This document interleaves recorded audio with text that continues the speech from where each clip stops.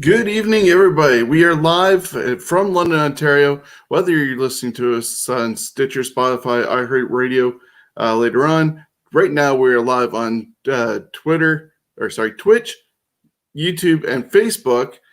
And just a little bit of a delay. We've been running around trying to get some videos to work, and they're unfortunately not working. But we are live. We are going. There was a little debate between our panelists going on, so it delayed us a slight bit, but you'll get to see those guys in just a moment. Tonight, we are going to be looking at TLC from last weekend, looking ahead to Wrestle Kingdom, the news of the week, but first and foremost, we're also going to look at tomorrow night, Go Hard Pro, and we have a special guest tonight, Holden Albright. But before we can get all to that done, we have to start by bringing some people in. And in Toronto, Stephen O'Neill, how are you? Good. How are you? Yeah, it's going to be fun. I like a good debate. Yeah, it's going to be interesting. Holden is definitely going to be our guest, and not just for the segment of his interview. It seems like he's going to join us as much as he can for the show, and we'll definitely have a lively debate live for people to encounter with AEW and your thoughts and his thoughts. So hey, good debate is never a problem. I know, I love it, as opposed to just boring talking about the same thing and people being on the same page. You know, that makes a show, and people want to tune in for that sort of stuff. So we might actually get Chris Maloney in. We'll find out. He does have a lovely hashtag below saying Jim Cornette sucks, which is going to make you so happy there, Stephen. But we're bringing in first our guest, Holden Albright. How are you this evening? I'm doing great. We had a nice chat pre-air. I like that you had a countdown for the start of the show. I was not ready for that. I say professionalism, but that just means you know more skills than I do. That's like my sly way of going, oh, you edited that video way better than I'd be able to. So I call it professionalism. So I love the professionalism of your broadcast. Oh, no, you should have seen when we first started doing this, when we started doing on Thursday. This has been multiple months of us figuring this shit out, because you should have seen to start with. It was ugly. Fuck yeah, but that means you go from ugly to good. And when you go from ugly to good, you seem great. Trust me. Surround yourself with like not good people, and you're like, yeah, I'm pretty good.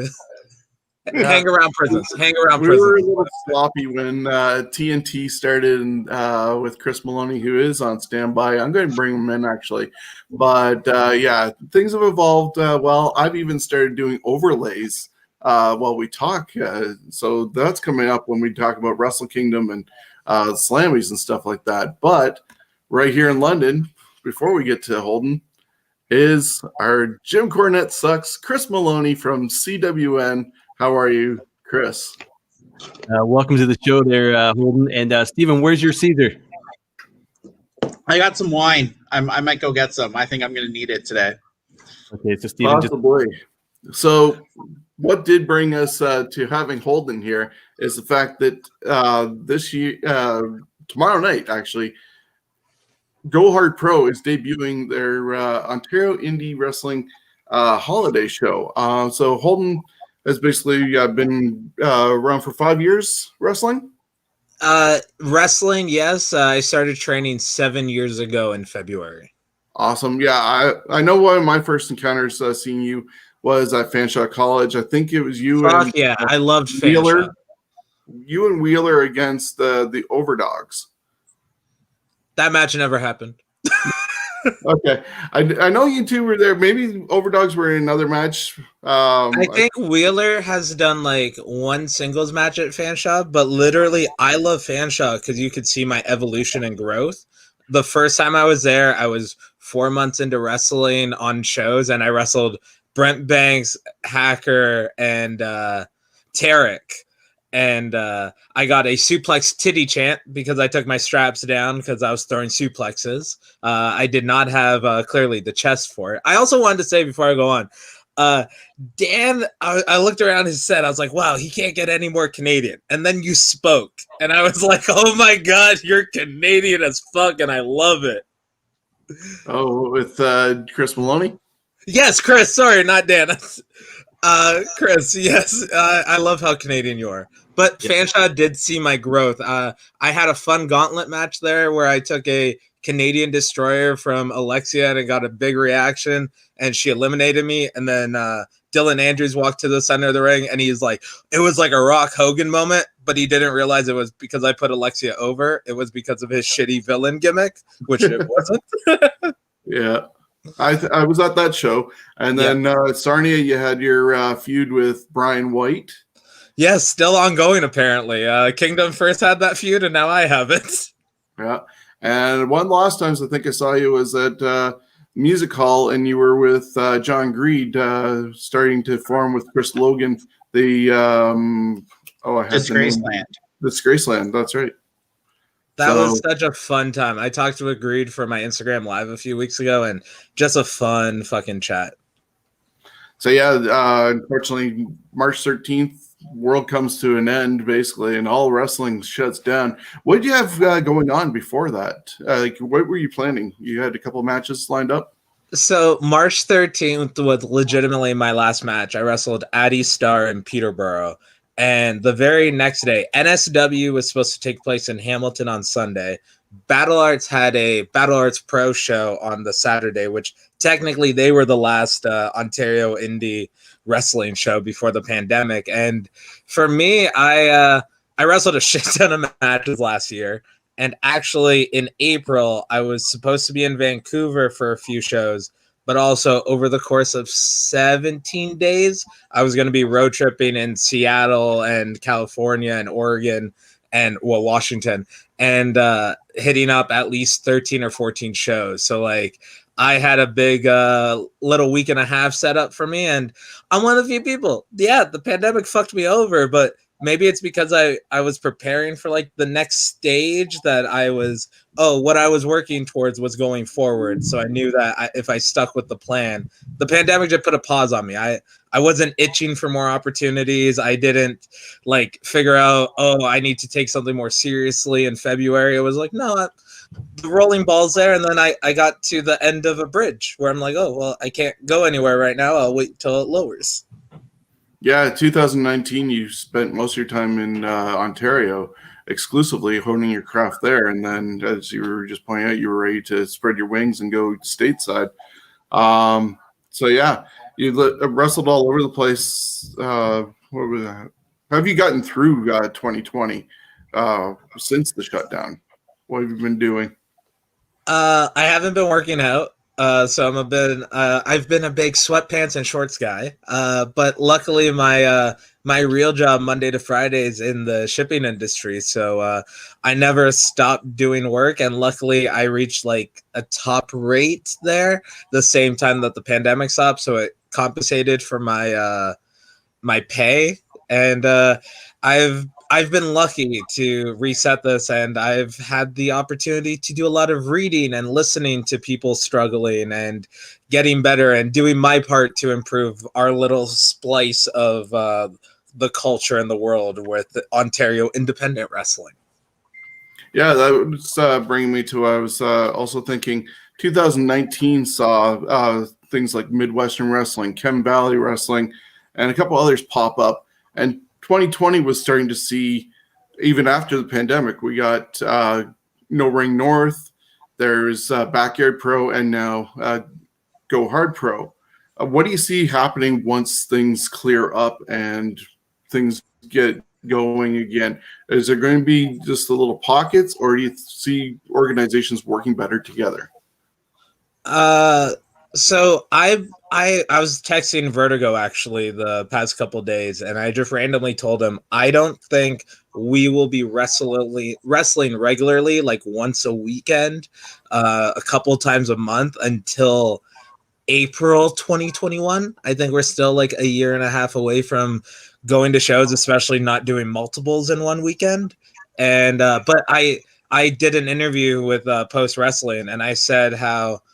And legitimately, before I got on with you, I was talking to Vertigo, and I was like, I have all these ideas of how to be better in Ontario because my goal's never been the WWE. So I guess I took all that energy of making it and just transferred that to how can I make my little my little lake better and being a big fish in a lake that, oh, we can grow it. And I saw it with like Japan blew up in the early 2010s, and then the US indies, and then the UK indies. And coming back around, I'm like, Ontario can kind of have this for the fact that for the size of England, pretty much, that is Ontario. And you can go as far north as Timmins or even North Bay to Ottawa to St. Catharines to Windsor and Sarnia. And legitimately, this is a place where I wrestled 114 matches last year. Outside of one, they were all in Ontario on purpose because I wanted to use it as my developmental year.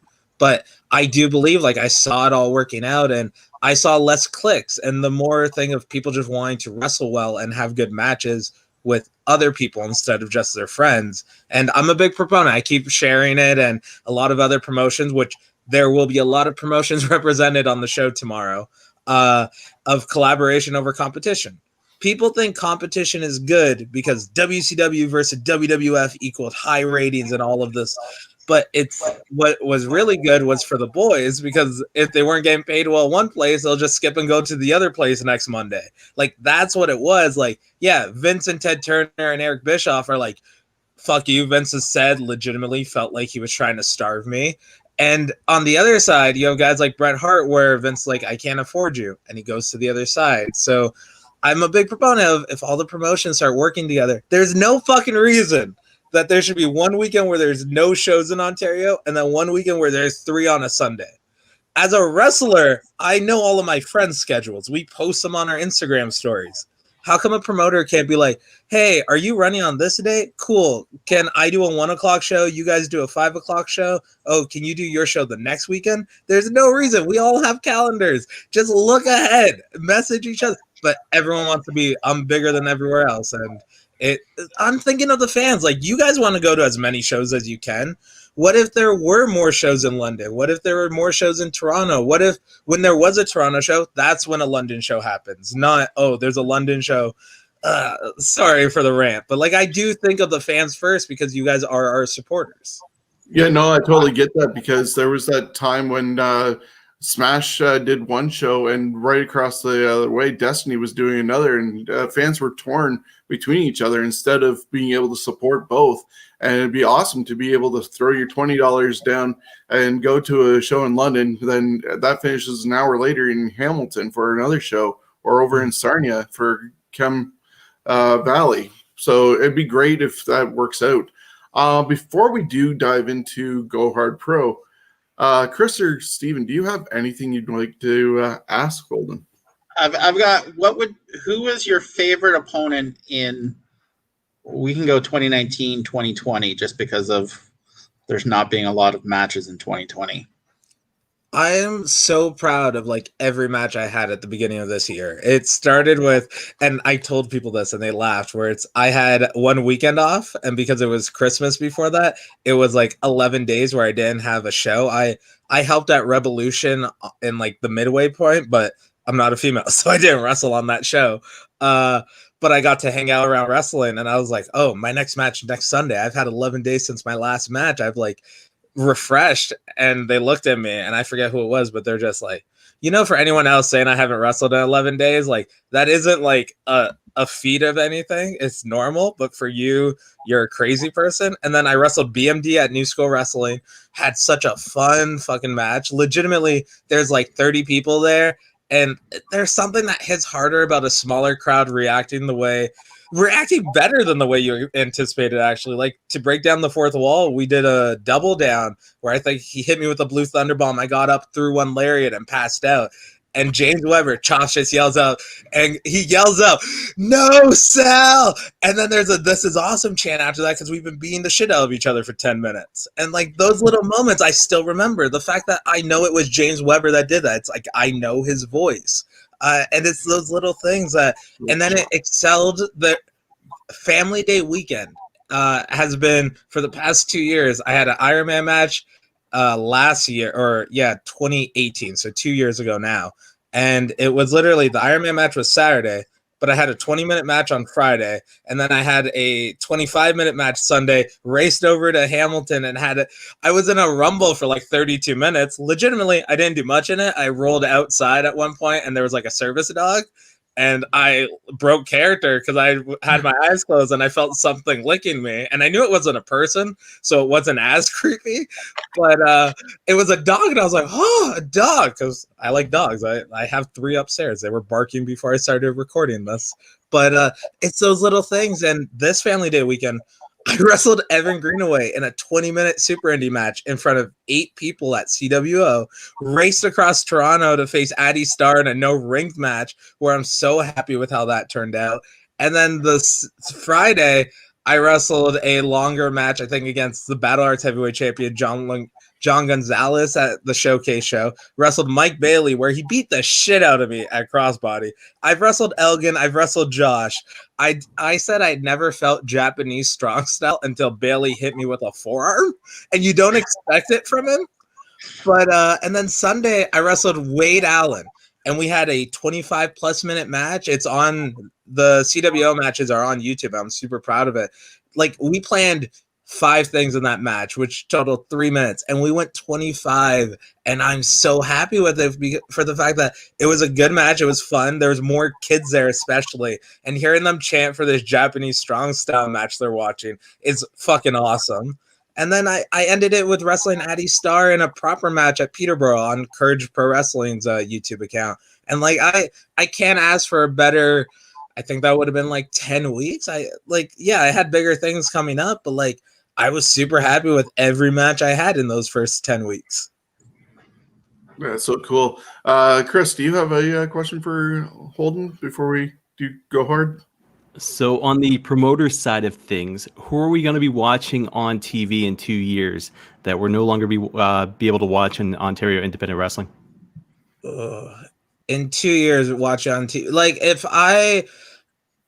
it's the thing about Canadian independent wrestlers is the fact that if you look at even Noof in NXT, paying for your visa is a headache. That's why most companies don't bring in Canadians. It's, yeah, you might get booked, but you're going to sneak across that border, and you're not sneaking across. You're just not answering questions they're not asking, if that makes sense. And legitimately, you're taking that risk, but it pays off. You have Josh Alexander and Ethan Page that are now doing that at Impact. You have Cody Deaner, but like with the Dark Order, like they're boys with the Young Bucks. The Young Bucks love them. And ROH didn't sign them because of a visa issue, where it's when you get people invested in you, you can get on TV. But I won't say be on TV because it's so weird nowadays, and especially in Canada because of visa issues. But I will say, like, top tier indie guys that you'll see from Ontario in 2 years is definitely Jody Threat might be on TV actually. But Von Vertigo needs to be known, and I don't know if it's just going to be in like Germany and the UK and like him touring that's going to get him known, but he'll definitely be at the top of the list. I think Mark Wheeler will be the top like indie guy. Like he'll replace Ethan Page and Josh Alexander's as the touring guy, and like I hope to God Shane Saber and Gabriel Fuerza, they fucking Fuerza, because the dual citizenship thing, it's even scarier for him crossing the border. But Shane Saber is such a nice guy, and he's such a great wrestler. And I'll say right now, he's wrestling on the show tomorrow in just a straight regular match, the only match on the show. And I believe it's the best match on the show, and it's fucking great. But like that's a guy that I literally texted him when I booked him and said, who's someone that you could wrestle to showcase you? And I love that match that everyone gets to watch tomorrow. And I won't announce his opponent, but he has a straight wrestling match, and it's a straight awesome match. Yeah, so might as well, as I said, dive into Go Hard Pro Wrestling. This is your baby, so can you take us through the way it got created and how it came about? Well, if I wanted to talk about like the way a baby got created by me, I would first ask for a paternity test before acknowledging it. So legitimately, I had an idea like 3 years ago, and then I pitched it to Crossbody, Ben Ortmans, and Notorious TID, and it gestated a year and a half later into the showcase shows, which is awesome because I just wanted more platforms for younger guys.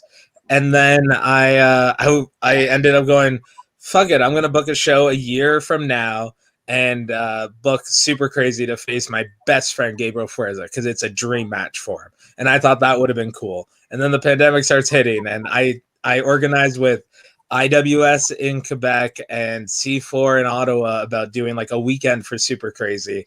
And then the pandemic hit, and I'm like, oh, okay. And like that's the thing of I paid deposits, I paid for flights. The pandemic hits. There's so many reasons that the pandemic hitting should result to me just being miserable. And I'm just talking about like the pro wrestling side, not even like the Brendan Caulfield personal side. So for all of those, go listen to my podcast. This is Brendan. There's highs and lows. Episode 27 was a real low one. But it's the fact of, okay, whatever, wrestling will come back eventually. And then Vertigo started Backyard Pro. And it was so fun to watch and see like the interaction and doing something different. But I'm not a backyard wrestler. I wasn't when I was younger. I imitated WWE guys in my backyard, but I wasn't a backyard wrestler. And I was just like, this was fun, but I want to bump in a wrestling ring. And I was like, a year ago, I tweeted, let's start a toy drive and fill my van. And I saw Pretty Ricky at a show that night. And he's like, yo, that's a good idea. And I was like, oh, I was half asleep and going to work at 1 a.m. I didn't really realize. And I did the same thing in September.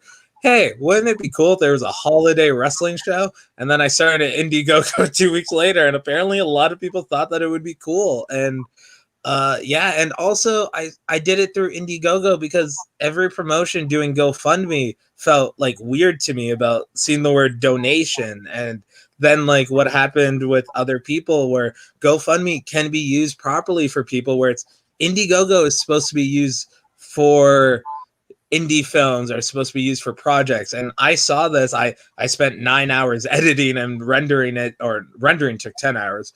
But editing it all together yesterday to make sure it's complete. And I was like, yeah, I'm a project manager. I'm kind of a promoter, but like I saw it as if I was making a independent film. And it was just fun that way. And I figured it out. I got my friends involved.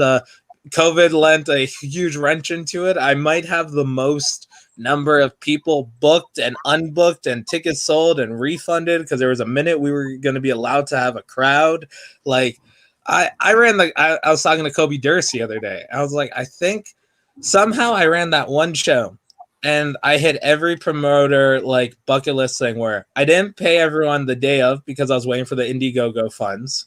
I didn't pay everyone because some people donated their money to good causes. So I just paid it that way. And then legitimately, I did pay someone in weed because they didn't want to accept any money. And I was like, well, I'm going to give you weed. And they're like, man, you're so nice. and also, there's no fans on the show. But because of that moment, we were going to be allowed to have fans. That literally, I was posting the video as the Peel region said, nah, you're not allowed to have people in the building. You guys screwed up. So you're still in this red zone. And I was like, oh no, delete, don't post on Instagram, delete. And so I somehow, with running a show that's taped with no fans, I sold tickets and had to refund tickets. Where some people sell tickets and they don't refund tickets. Where I'm like, no, I want to refund this as quick as possible so I don't like spend the money by accident or like a bill goes through, God forbid, and it takes it. Where I'm just like, oh shit. Jeremy Ivany didn't get his refund because of this. It's like, no, especially if you contributed, I've been pretty upfront in messaging for different perks and like different things. And that was one person complimented me on that and I don't know them personally. They just contributed through it. And they're like, wow, thanks for being so upfront about all this. And I think it comes through on the show tomorrow. It feels like a Santa Claus parade kind of thing. There's a bunch of cameos and shout outs and like no one's in character, but they're all in the holiday spirit. And it's just like, it is a true Ontario indie holiday special. It isn't just Go Hard Pro presents the same wrestlers as everyone else and doesn't acknowledge other promotions. Just on the face value, we have 3 promotions partnered together, not including myself, to do this. And like, that's great. And this week there's a bunch of free wrestling in Ontario by accident. I messaged Steve Brown and Sean Gibson. I was like, yo, it's cool that we made this weird Ontario indie holiday week. And I was like, hey, next week Christmas falls on a Saturday.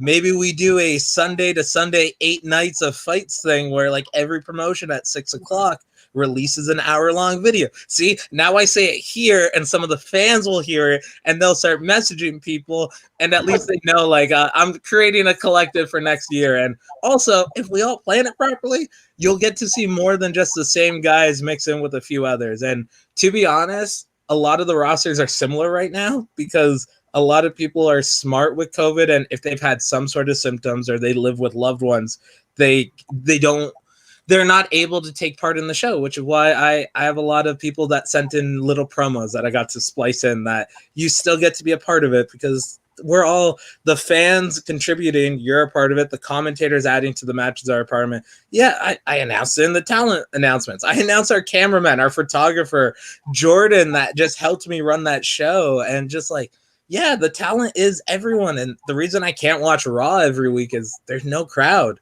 Yeah, there's videos of stuff, but I'd rather go back to 99 and see a huge pop for Stone Cold if I'm talking personally. Understandable. Yeah. So in a way, where you're describing it almost seems like a very old school from the mid 80s, like Super Clash, where you had AWA and Memphis and everybody together for that one show. I think they made it up to 3. But yeah, it's pretty cool if everybody's able to work together and go that way. But tomorrow's Ontario Indie Holiday Special will be free on YouTube. Hell yeah. So can you tell fans who's going to be on the show? You mentioned you might be able to sprinkle a hint of a match or two that's happening. Obviously not the Von Vertigo one, but anything else you can reveal to us? The Von Vertigo one I actually will announce. It's our opener of the show. It's Von Vertigo versus Jody Threat in a Presence Under the Tree match. AKA, it's a hardcore match, but you're only allowed to use the present that you get. And it's a banger of a match to start out with. Shane Saber's in a strictly regular match. And we also have a Santa suit match, which is a tuxedo match, but with Santa Claus. And Pretty Ricky's one of the Santa Clauses. So, it's Pretty Ricky. I also called this week the Pretty Ricky week because he murdered someone on Barry's show last night. He's on my show tomorrow, and he's on NSW on Sunday. So happy Pretty Ricky week, everyone. I mean, holidays. Yeah, excellent. Is there anyone you want to give a shout out to that you haven't already? I want to give a shout out to everyone that realizes change isn't bad. Like, there's a lot of people that, even without realizing it, just them being scared of like, oh, Backyard Pro is a weird thing. No, Go Hard Pro can't happen because promotions won't work together. It's like, no, there's a lot of people that are willing to work together, and it's either evolve or die. And the evolve or die aspect, it's you see who doesn't expand. And that's where it's, yeah, you guys can butt heads all you want, but like, while your fans are yelling at other Toronto fans because they're not real wrestling fans or whatever bullshit, I'm just over here welcoming everyone, and we're all just going to have a fun time. And there will be at least one, screw it, well, the holidays I want to do another show. So there will be at least 2 shows next year. And if you stick around, I did it Marvel style and did it real shitty, not professional at all, aka it wasn't done well. But there's a post-credit scene, but then there's a Marvel style tease at the end, and stick around till the very end. And even when you see it, you won't understand what's coming, but like, people watch me wrestle and they're like, oh yeah, he likes strictly like Japanese wrestling or like hardcore wrestling, and I'm doing a goddamn holiday show, so God knows what the next step is when I'm still planning for COVID times. I've got a question. Hell if yeah. say there's fans allowed back in say April, May of this year, where will Go Hard Pro be based out of? Like where's your ultimate base, do you think?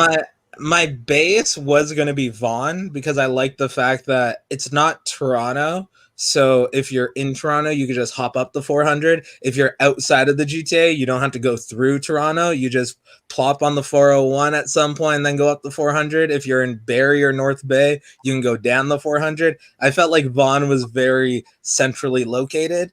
But if I'm talking like no bullshit, I'm a big fan of weekday shows. And I would love if there was weekday shows in London and Hamilton and the GTA every like Wednesday or Thursday. no bullshit. If I can kind of try to figure out how to do that, yeah, the big show on the Sunday at like 1:00, so it doesn't contradict with any other promotions. And also, you can go to bed early. You can get home before 7 p.m. Like, you can be a normal person if you're a wrestler or a fan also. If I ever run a show that's on the same night as a pay-per-view, I'm going to have some sort of bar setup or screens of like, you can just watch the pay-per-view afterwards. Because clearly, if you're at an indie show, you're probably down to watch that WWE pay-per-view, and getting home 40 minutes after it starts, it's kind of shitty. But that would be the ultimate, a weekday shows where it's like, maybe just because Toronto's bigger, and it'll be a more pro-am thing. So you'll see established guys versus younger guys. And like, thank Jesus. Yeah. Thank Jesus. Please bring this to Toronto for me. Bro. Dear God. Bro, I live in Brampton. I enjoy it. Everyone shits on the Rock Pile because it's weirdly positioned for wrestling. But like, Warhead did a great job promoting younger guys there. CWO has given a great chance with younger guys. And also, when I wrestle there on a Thursday at 7:30, I can wake up from a nap post-work at 6 p.m., hop over there, and still get there before most of the roster. Chris, do you have anything you want to say? Well, he just mentioned Warhead, so I got to know you versus Warhead in a hardcore match. Who wins? Bro, I'd put Warhead over. When he retired, and I was like, yo, I want to bring you back. I want to wrestle you when you come back. I had this whole plan of having like Warhead face paint to kind of bring him out of retirement. And then he came out of retirement a couple times, and our schedules have never matched up.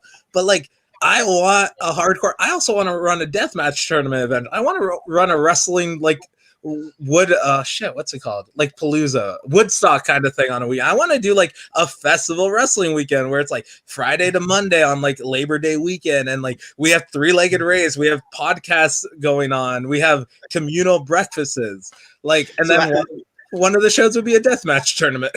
I love it.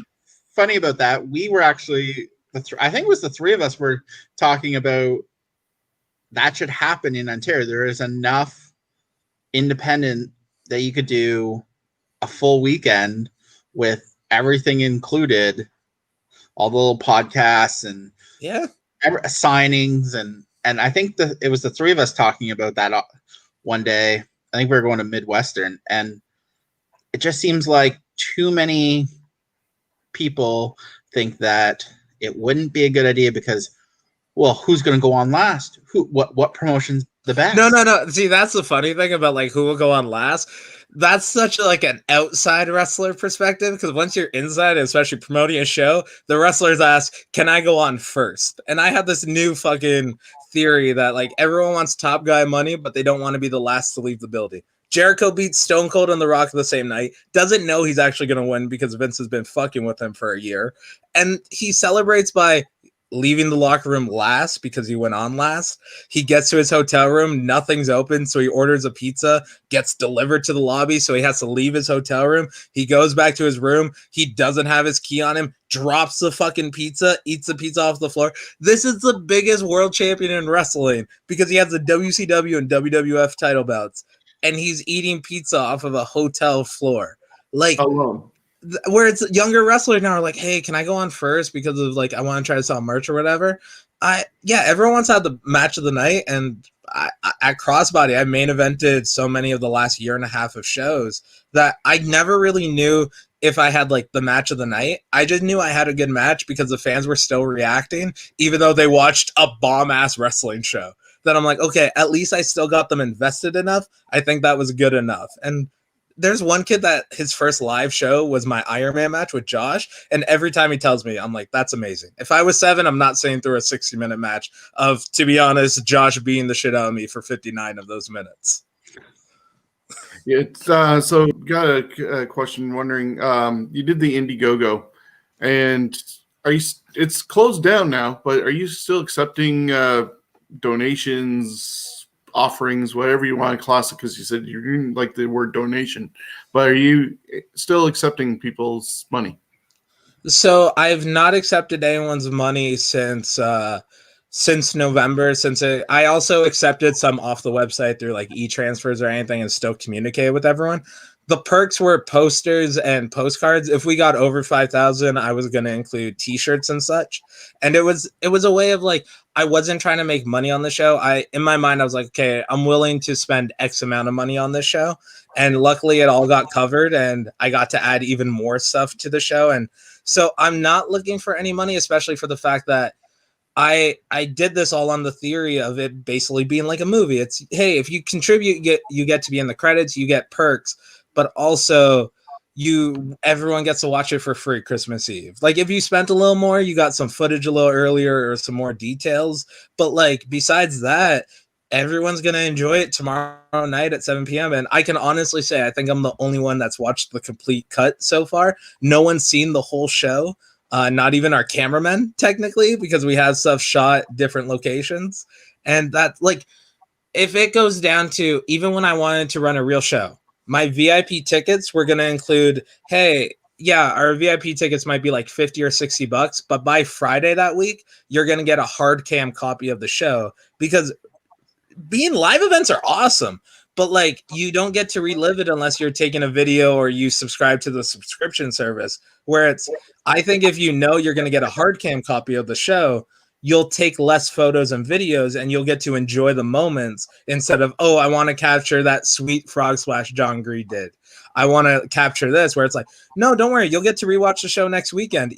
And like, if you have to go to the washroom because you ate a very bad burrito or it was really good when you ate it, you can go, okay, well, I can't wait to watch this match back. And also, if we've ever gone up to go and we miss something, there's no instant replay in real life, where it's now you get this hard cam copy that you're like, oh man, that was great. And that's a lot of Ontario has so many great matches that weren't recorded properly or distributed. And like, that's a shame. The fact that we know what UWA was, but no one else does. Like, I can be honest and say I've not watched a full UWA match, but I've seen the photos. I've seen people talk about it. And like, 2020 is awesome because of like the reason why ratings are down is because cable subscriptions are down. People can now choose what they want to watch. If they want to watch something current, they can turn on TSN or The Score. Sorry, Sportsnet 360. I haven't had cable in like 8 years. And if they want something they like, they can find the Chikaras. They can find the Midwestern.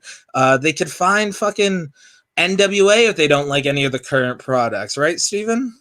Oh yes. No, they both of them know my issues. I was actually, before this, I have the Fight Network, and I was actually watching classic ROH.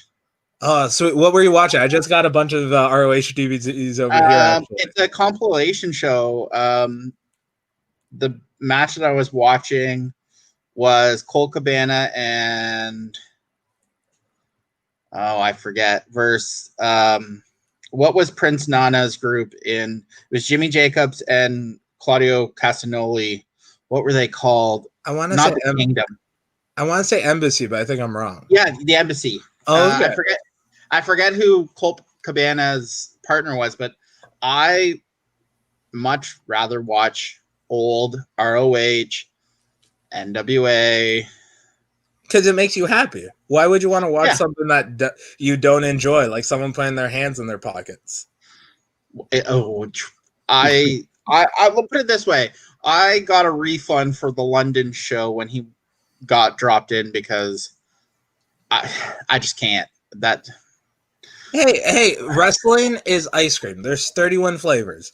Just because you like Rocky Road doesn't mean you should shit on strawberry. No, but there's certainly, I think I personally like to go to wrestling shows and forget about anything that's going on in my life. Yeah, like I like to get stuff in. Yeah, and like you're the perfect fan for the fact that you don't say, "Oh, fuck Orange Cassidy." You speak with your wallet. The card got changed, and you're like, "Well, I don't like that, so I don't want to be in that environment." Whereas so many wrestling fans go, "Well, I don't like this, but I'm gonna watch Raw on Mondays." Where it's like, "Yo, I don't know how many good shows I've missed doing wrestling the last 5 years." Where it's like, there's better things to go. Go rewatch Dexter season 5. Oh my god, I love Dexter. Season 5, yes. It comes back. Hopefully it'll right some wrongs. Season 1 to 3 is cool, but like 5 is 4. Season 4 is the Trinity Killer. Oh, so good. I mean, I'm interested. I I'm not gonna lie, I didn't watch Backyard Pro, but I know that's not my. Yeah, I was legitimately gonna be like, oh, well, you're not gonna like Backyard Pro, but like, it's not for you. So why would you watch it? And yeah, I only watch AEW because we review it. Honestly, I did go last year. I was in Chicago. I went and saw Takeover, and I saw AEW live, and it wasn't bad. Like, did you go to Starcade? Sorry, No. Starcast. No, Starcraft it was is- it was they were already on TV. It was already AEW. Oh, okay. I want to go to Starcast. I'm huge. I You're the listen. perfect audience. Yeah, I listen to Conrad. Do you subscribe to ad-free shows? Not Bro, I was going best to, but $30. Best $30 I spend every month. unfortunately with COVID, Yeah. I try to. We have to make certain choices right now, but like we've talked about, the three of us off air, and I'll bring it up. We're trying to find. I want to do with Chris and Shawn a watch along of some independent show. If there's any independent promotions out there, we will watch your show. We will not. We'll try not to shit on it, because we try not to, because you're not making millions of dollars. But we want to do a watch along. I think that would be. There's a difference between critiquing and shitting. If you don't go, if you say I don't like this and you can't justify an exact reason, it's better just not to say it. Because as soon as someone just says why, and it pulls that little thread away, and that's where it's like, oh yeah, that's because I say a lot of fans, unlike you, that you speak with your money, you enjoy what you enjoy, you watch because you have to. There's a lot of fans, and I always compare it to they just remember something that their favorite wrestling personality, manager, or wrestler said while they were high on an RF shoot interview, that they were mad that they weren't in the Hall of Fame and Vince wasn't calling them unless it was to send them to rehab that he'll pay for. They're shitting on the WWE. And it's like, oh yeah, wrestling isn't good anymore because it's not the way it used to be. And the way it used to be in their mind was me making money. I like that too. A lot of what fans put in, and always shitting on WWE. It's like, oh, it's the cool thing to do instead of just enjoying and not enjoying. There's stuff for everything. As you said, there's 31 flavors, and you might like segment 6, but hate segment 8. Thank God for YouTube. Thank God for YouTube. I haven't watched SmackDown or Raw in. I couldn't even tell you. I read the spoilers once I know there's something, or if I hear something was good, I'll go watch it. But to sit there for 3 hours is. At the same time, I think that's what's killing WWE in the ratings, because it's so readily available on YouTube or even Facebook seconds after it's happened, so you don't have to wait, sit through the 3 hours. You can just go, okay, 30 seconds. See, I think it's bad because they're comfortable. And being comfortable is the worst thing for growth. And they signed $1 billion TV contract. They didn't sign per rating points. They signed for just money and a period of time. I'm pretty sure in 2023, very much like they did 2 years ago when the contracts were coming up, we're going to give you fans what you want. But by that point, they'll be talking to even smaller arenas where it's AEW has constantly grown. And like, yeah, you can say, I don't like it, and that's cool. Don't watch it, but clearly, if they're coming in tying with the number 3 brand, and like, I don't understand ratings and shit, but like the WWE, they have their network. They get to make money off of their competition in the 90s that was trying to starve them. So like, they have their hands in different pots, and unfortunately, when you're not caring about your significant other, and that's when you start cheating and you don't care about them, that's where, why would you expect that significant other to care about you? And that's something that I hope like Ontario fans realize going forward, that speak with your money. And if you don't like something, don't complain about it. Thank you, Randy. I just talk a lot. I'm not smart. I just justify my opinions. And what's it called? It's those little things of just speak with your money, find the people you like. And there's a lot of people that will preach positivity, but it's all bullshit if their actions don't match their intentions. They can say on Twitter or Facebook, I want this to be a better place. But behind the scenes, if they're just shitty on everyone and they only care about themselves, they only care about their title reign or they're winning. I have a bad problem. I lose a lot when I probably shouldn't, but I just think like, oh yeah, this makes sense here. And then it's like, yeah, you need to look stronger. And I'm like, what do you mean by that? That's one of my faults, and that's something that I learned in wrestling. You constantly have to evolve, very much like the graphics. The fact that you put a comment up there terrified me. I was like, oh no, I think okay, like shut down. But it's those things where I don't understand StreamYard. I heard about it 3 weeks ago, kind of heard about it a week ago, and that's why I asked, what do you use? Because I don't want to be caught off guard. And finally, my webcam worked. I bought it in April, and it didn't work tonight. That it's like, oh, this is fun, and I like talking to people. I don't like. I see. That's the thing. We're like 45 minutes into this. We're kind of into Go Hard Pro. We got news and stuff coming up, but like I always turn podcasts I'm on into This Is Brendan, which is my podcast, because I enjoy conversations. I don't like talking about myself. My goal, I want to be Mark Maron or Oprah. I want to have a platform for other people to tell their stories. And like, yeah, if you ask me questions, I lived my life. I'm not just a microphone stand, but it's the smaller people. It's the fans. Why aren't the fans mentioned more by people unless, oh, that guy's a good fan because he buys all my shirts every month, or going, no, he's not a fan. He's not Mark. He's a supporter. He literally invested in you. There's only so many wrestling t-shirts you can buy, and there aren't so many good designed wrestling shirts. So you guys aren't buying it for our style, for sure. I don't know. We have a pretty good one for the Scumbags. I'm going to say that ours is pretty good. Are you talking about the charity tee? Yeah. Yeah. See, here's the thing. As a wrestler, pardon? You and Vertigo and all them, if this one goes over well, are my thoughts for the second one. Oh, fuck yeah, that'd be awesome. Because, like, I love the fact that you guys got someone to draw and design it. And so the reason why all of our graphics and such, because our match graphics during the show, and it's on the postcard, they look like holiday cards. They don't look like match graphics. It's Jimmy Vandalay, who's actually refereeing in the match, in the show. He designed all of it because I did a Battle Rock show where I faced Jody Threat. And they animated the poster and it was drawn, and like, I looked jacked, so I loved it.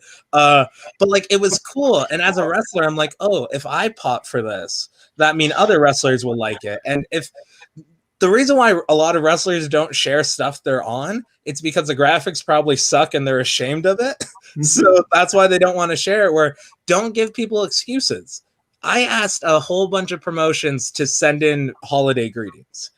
And so if you don't see a promotion tomorrow, it's not lack of trying. It's COVID, it's restrictions, there's holiday, there's timing. I literally got 2 videos while I was editing yesterday that luckily I was still editing. I know exactly how you feel, and I was doing that today. And yeah.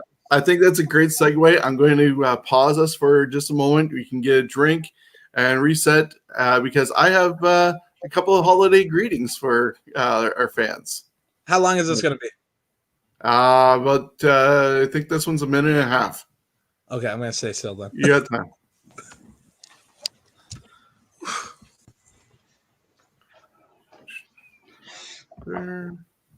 It may or may not work. Shawn sometimes will close himself off. Hello, everyone, ladies and gentlemen, all viewers of the Scumbags Wrestling Podcast. I'm Cole, and I'm just here to say happy holidays and a happy New Year. Thank you. Greetings, all you wrestling scumbags. This is the Honorable One, Sarnia City Councilor, and Mayor of Professional Wrestling, Brian White here, giving you a shout out and a Merry Christmas. Hey, 2021 is going to be a lot better than 2020. I can promise you that. 2020 was a little rough for all of us. Therefore, be it resolved. Take all the lessons learned from 2020 and make 2021 as good as it can. Merry Christmas, scumbags. Hey guys, Steven, Justin, Jenny. I know you miss all my chirping, but next year hopefully I can do more chirping, especially you. Berkeley, I know you miss my chirping. Holden here. Miss you, man. I want to say Merry Christmas and Happy Holidays. And to whoever doesn't celebrate Christmas, Happy Hanukkah. Bye. So from us at CWN to you guys all over the world and the wrestling community, we're the Scumbags of Wrestling podcast. Merry Christmas and Happy New Year. And Merry Christmas. Merry Christmas. Here we go.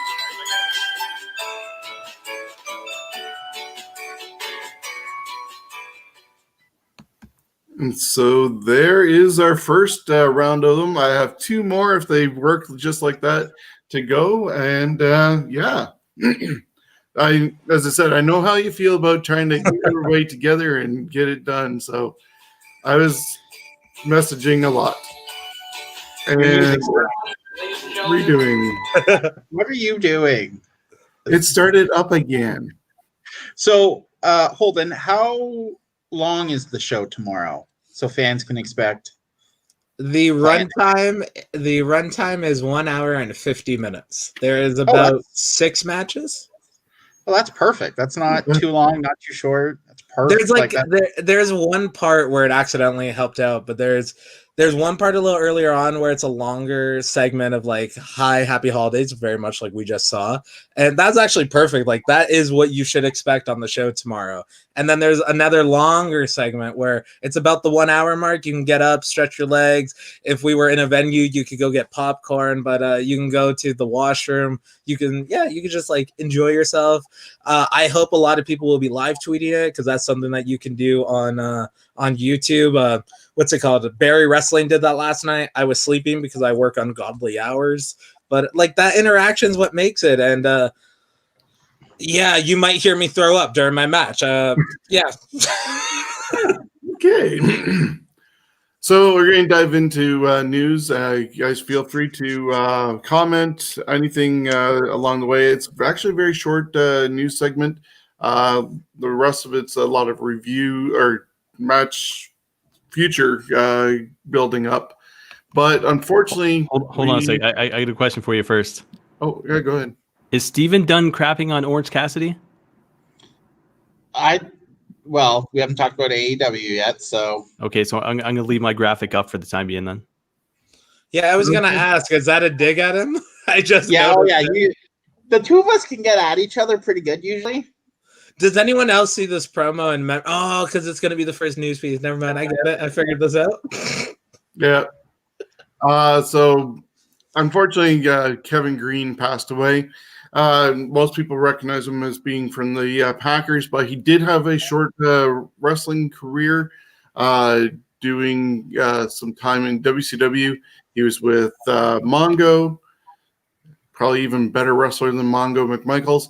Got turned on by him when Mongo joined the Four Horsemen, and eventually we also saw him team up with Flair and Piper to take out the Wolfpack at one of the WCW events. So unfortunately, Kevin Green passed away, and just sending out condolences to his family at this time.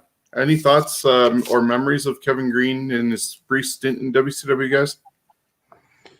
I'm trying to think of the match. Maybe it was the Piper match where he actually could wrestle. I know I was listening to Eric Bischoff. I want to say a few months ago, all the days kind of seemed to blend together, but Kevin Green was actually trying to get part of his NFL contract in the offseason for him to actually be a full-time wrestler, which I thought he actually probably would have been able to pull it off and make a go of it. I heard he was incredibly talented, like naturally. I didn't get a chance to watch anything because I'm a WWF guy. So do you guys recommend anything he did that I could go back and watch? It was still very limited. Maybe that tag team match for sure. The six-man. The six-man. That was at in May at 96 Slamboree, I believe. Slamboree, yeah. Slamboree. It was Green, Piper, and Flair. Yeah, and the following month he was at the Great American Bash and went against Steve McMichaels. Oh, yeah, don't watch that one. That was a train wreck in itself. So yeah, definitely go back and watch the six-man from Slamboree. But looking at some of the events that happened this past weekend, Ring of Honor Final Battle 2020 happened. The Foundation, which was Tracy Williams and Rhett Titus, defeated Wheeler Yuta and Fred. Yeah, I'm probably butchering the name. Yeah, Yay, hi, Shawn. Yay, hi. Okay, I'm not familiar with them, so don't want to butcher it too bad. That was a Pure Rules tag team match. The Foundation, Jay Lethal and Jonathan Gresham beat Mark Briscoe and PCO to retain their tag team titles. Ray Horace defeated Dalton Castle. The OGK beat the Righteous in a tag team grudge match. Danhausen beat Brian Johnson by disqualification. Dragon Lee beat Tony Deppen to retain the Ring of Honor World TV title. Shane Taylor beat Jay Briscoe. Jonathan Gresham then also beat Flip Gordon by ref stoppage to retain his Pure title. And Roosh beat Brody King to retain his ROH World title. Did you guys catch any of that event? Of course. Steven shaking his head yes. I caught it all. Deppen won a fatal 4-way in the hour one, as they called it, to fight against Dragon Lee. And then the main event there, the way the show ended, sets up ROH for a strong showing for 2021. I'll tell you that much. Yeah, I paid for the event. I absolutely love ROH, and I'm actually quite interested to see where they go at the end of it, where they go in 2021. So I'm excited to see where this goes. Yeah, so that was, I believe, last Friday at the same time as SmackDown was happening. But that led up to TLC, which happened on Sunday on the WWE Network. They had a kickoff show that had really nothing to go with it until the very end. And for some unknown reason, an 8-man tag that nobody really asked for had Chad Gable, Otis, Daniel Bryan on a pre-show, and Big E. They took on King Corbin, Cesaro, Shinsuke Nakamura, and Intercontinental Champion Sami Zayn. And Big E beat Sami to end that match. Of course, that sets up for this Friday, the Christmas show for SmackDown, when Big E challenges Sami for the title in a lumberjack match. But anything with the kickoff show? Or just I did not watch TLC because I have better things to do, like watch paint dry. Okay. Oh, what room did you redry?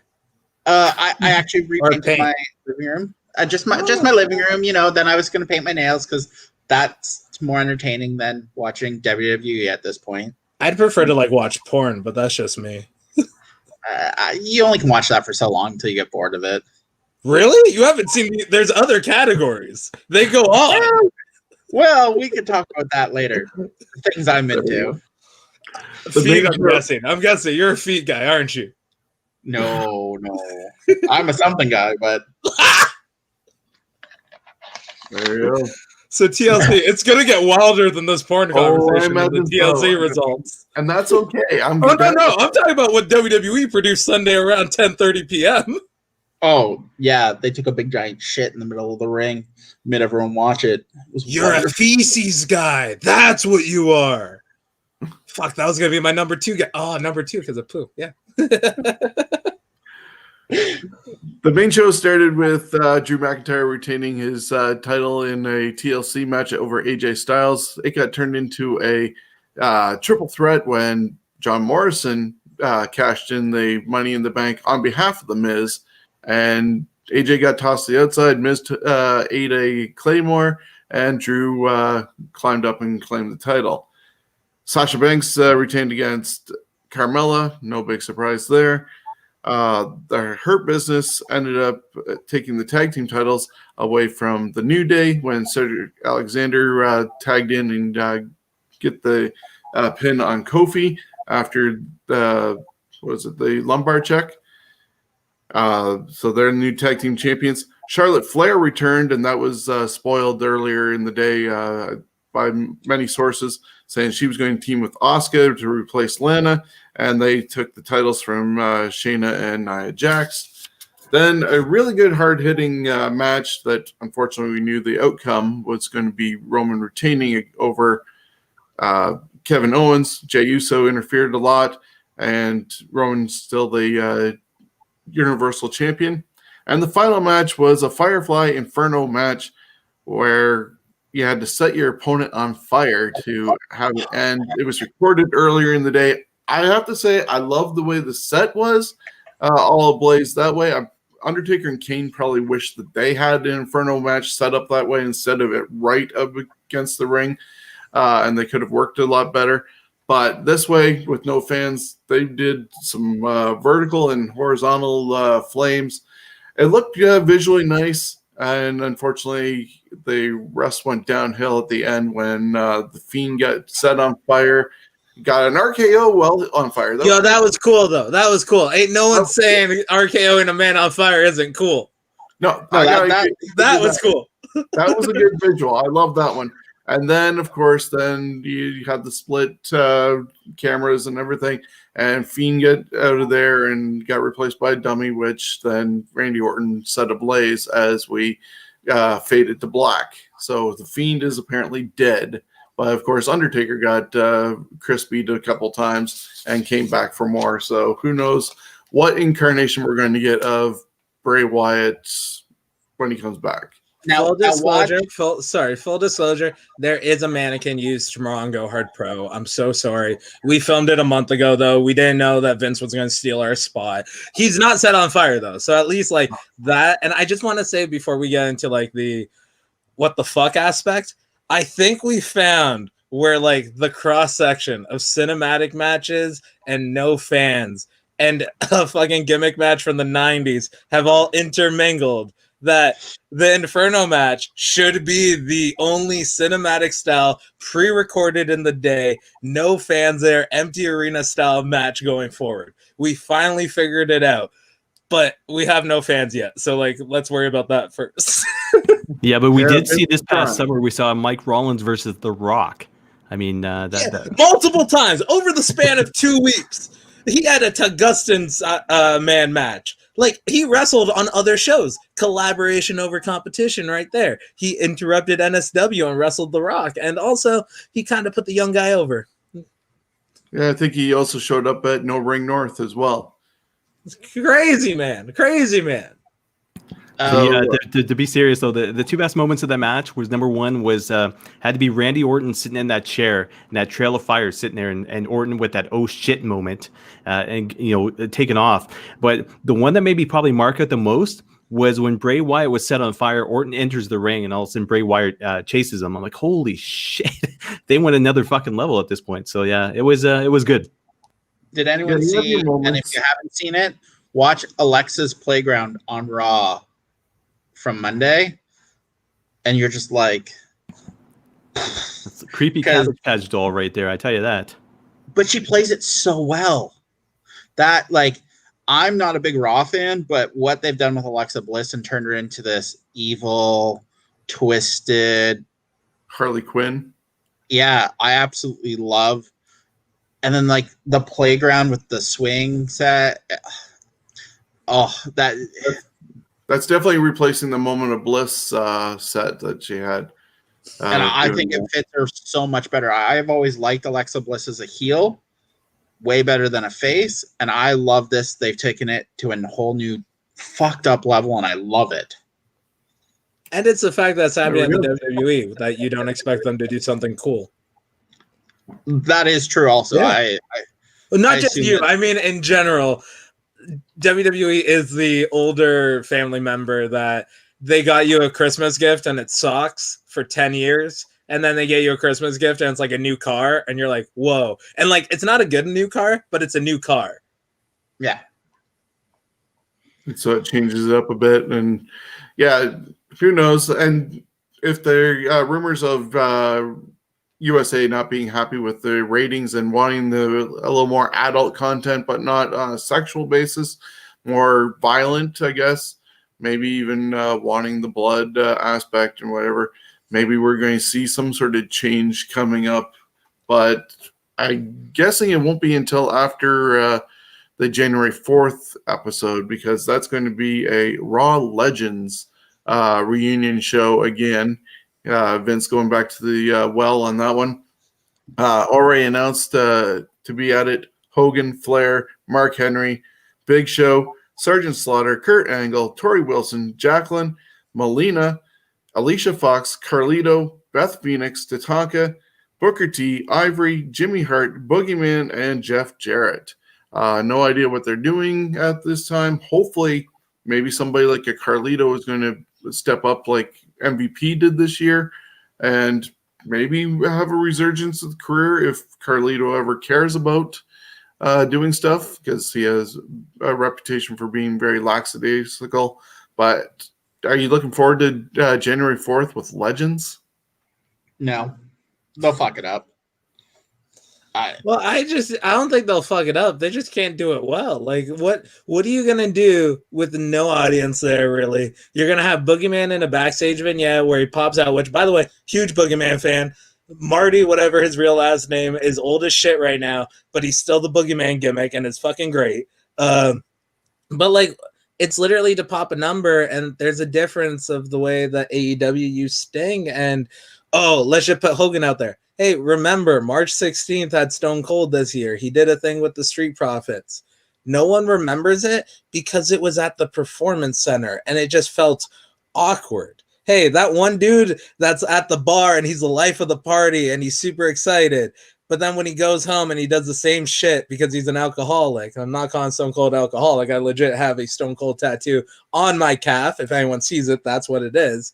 That legitimately, you need that atmosphere. You need the environment. And that's one of the things that it's going to be real funny that 11 years to TNA trying to run on Mondays, they're now doing a Legends night where I'm pretty sure probably half of those people were involved in TNA that night. Probably the whole roster, actually. Yeah, I'm actually surprised. I talked to a friend about it, and where I was saying that surprisingly they didn't, since it's 20 years this year that WCW went down, that they didn't do a special WCW reunion show instead of calling it a Raw Legends thing. I don't think they can get those people on the USA Network on Monday because half of them are on the TNT on Wednesday. Yeah, that's what I'm also thinking, that they would save that for, hopefully there'll be fans at some point. And of course, the other thing we mentioned when we were talking about it is, unfortunately, with this list of characters showing up, COVID might just wipe out all the legends in one foul swoop. I mean, WWE has been real lucky with the COVID stuff. Like, the younger guys in NXT is the one that fucked up the most. So like, I had that thought, but also, they had way more older people at Undertaker's retirement, and none of them are dead as far as we know. Not even the dead man. Yeah, and that was kind of a waste of their time just coming out. So hopefully they got a lot of footage out of them with interviews prior to that and after it, because just hauling them out to clap and make Kane look awkward by the only one in costume. It's so sad. It's so sad. That man's a mayor, and he put on spandex and a mask while Henry O'Godwin had a suit. I think he had to, because of him being a mayor. I feel like I read that he had, so there wasn't some sort of political. He raised campaign funds by doing an Undertaker and Kane evening with. Yeah. Oh, I mean, welcome to America. Why not at this point? I think that's just people trying to justify the fact that Glenn Jacobs is committed to Kane, and he's like, I'm going to honor the Undertaker. And they did get a bunch of good footage that you're already seeing in some of the Untolds that they're posting, that luckily they did get a lot of good footage. The network's a fun price. Like, you might not like the product every week or even follow it, but like, the network, those documentaries are great. The network is awesome, and I'm able to get my wife to watch. She won't go to a indie show. She won't watch in-ring action, but she'll actually sit down and watch the documentaries because she's interested in the content. It's the people. It's very much like you support people you like, and the whole superstars versus marks, you're a wrestler, don't like stoop down to their levels, or it's like, no, I have a history of magic and like cons and street scams and stuff. I know what the definition of a mark is. It's someone you're taking advantage of. I also know the definition of someone supporting you and how you should coddle that instead of go, I'm better than you because I'm on this side of the barricade. Homie, no, I love seeing people post what shows they're going to every month because then I know, oh shit, if I wasn't wrestling, I'd just be at all these wrestling shows. So I got a question before we continue with the news, and you don't have to call them out by name, but is there one person that you would say is the biggest dickweed in Ontario wrestling that makes fun of their fans after they do merch selling and stuff? You don't have to name them, but is there one that pops to your head to be like, it's more of a character trait? No one.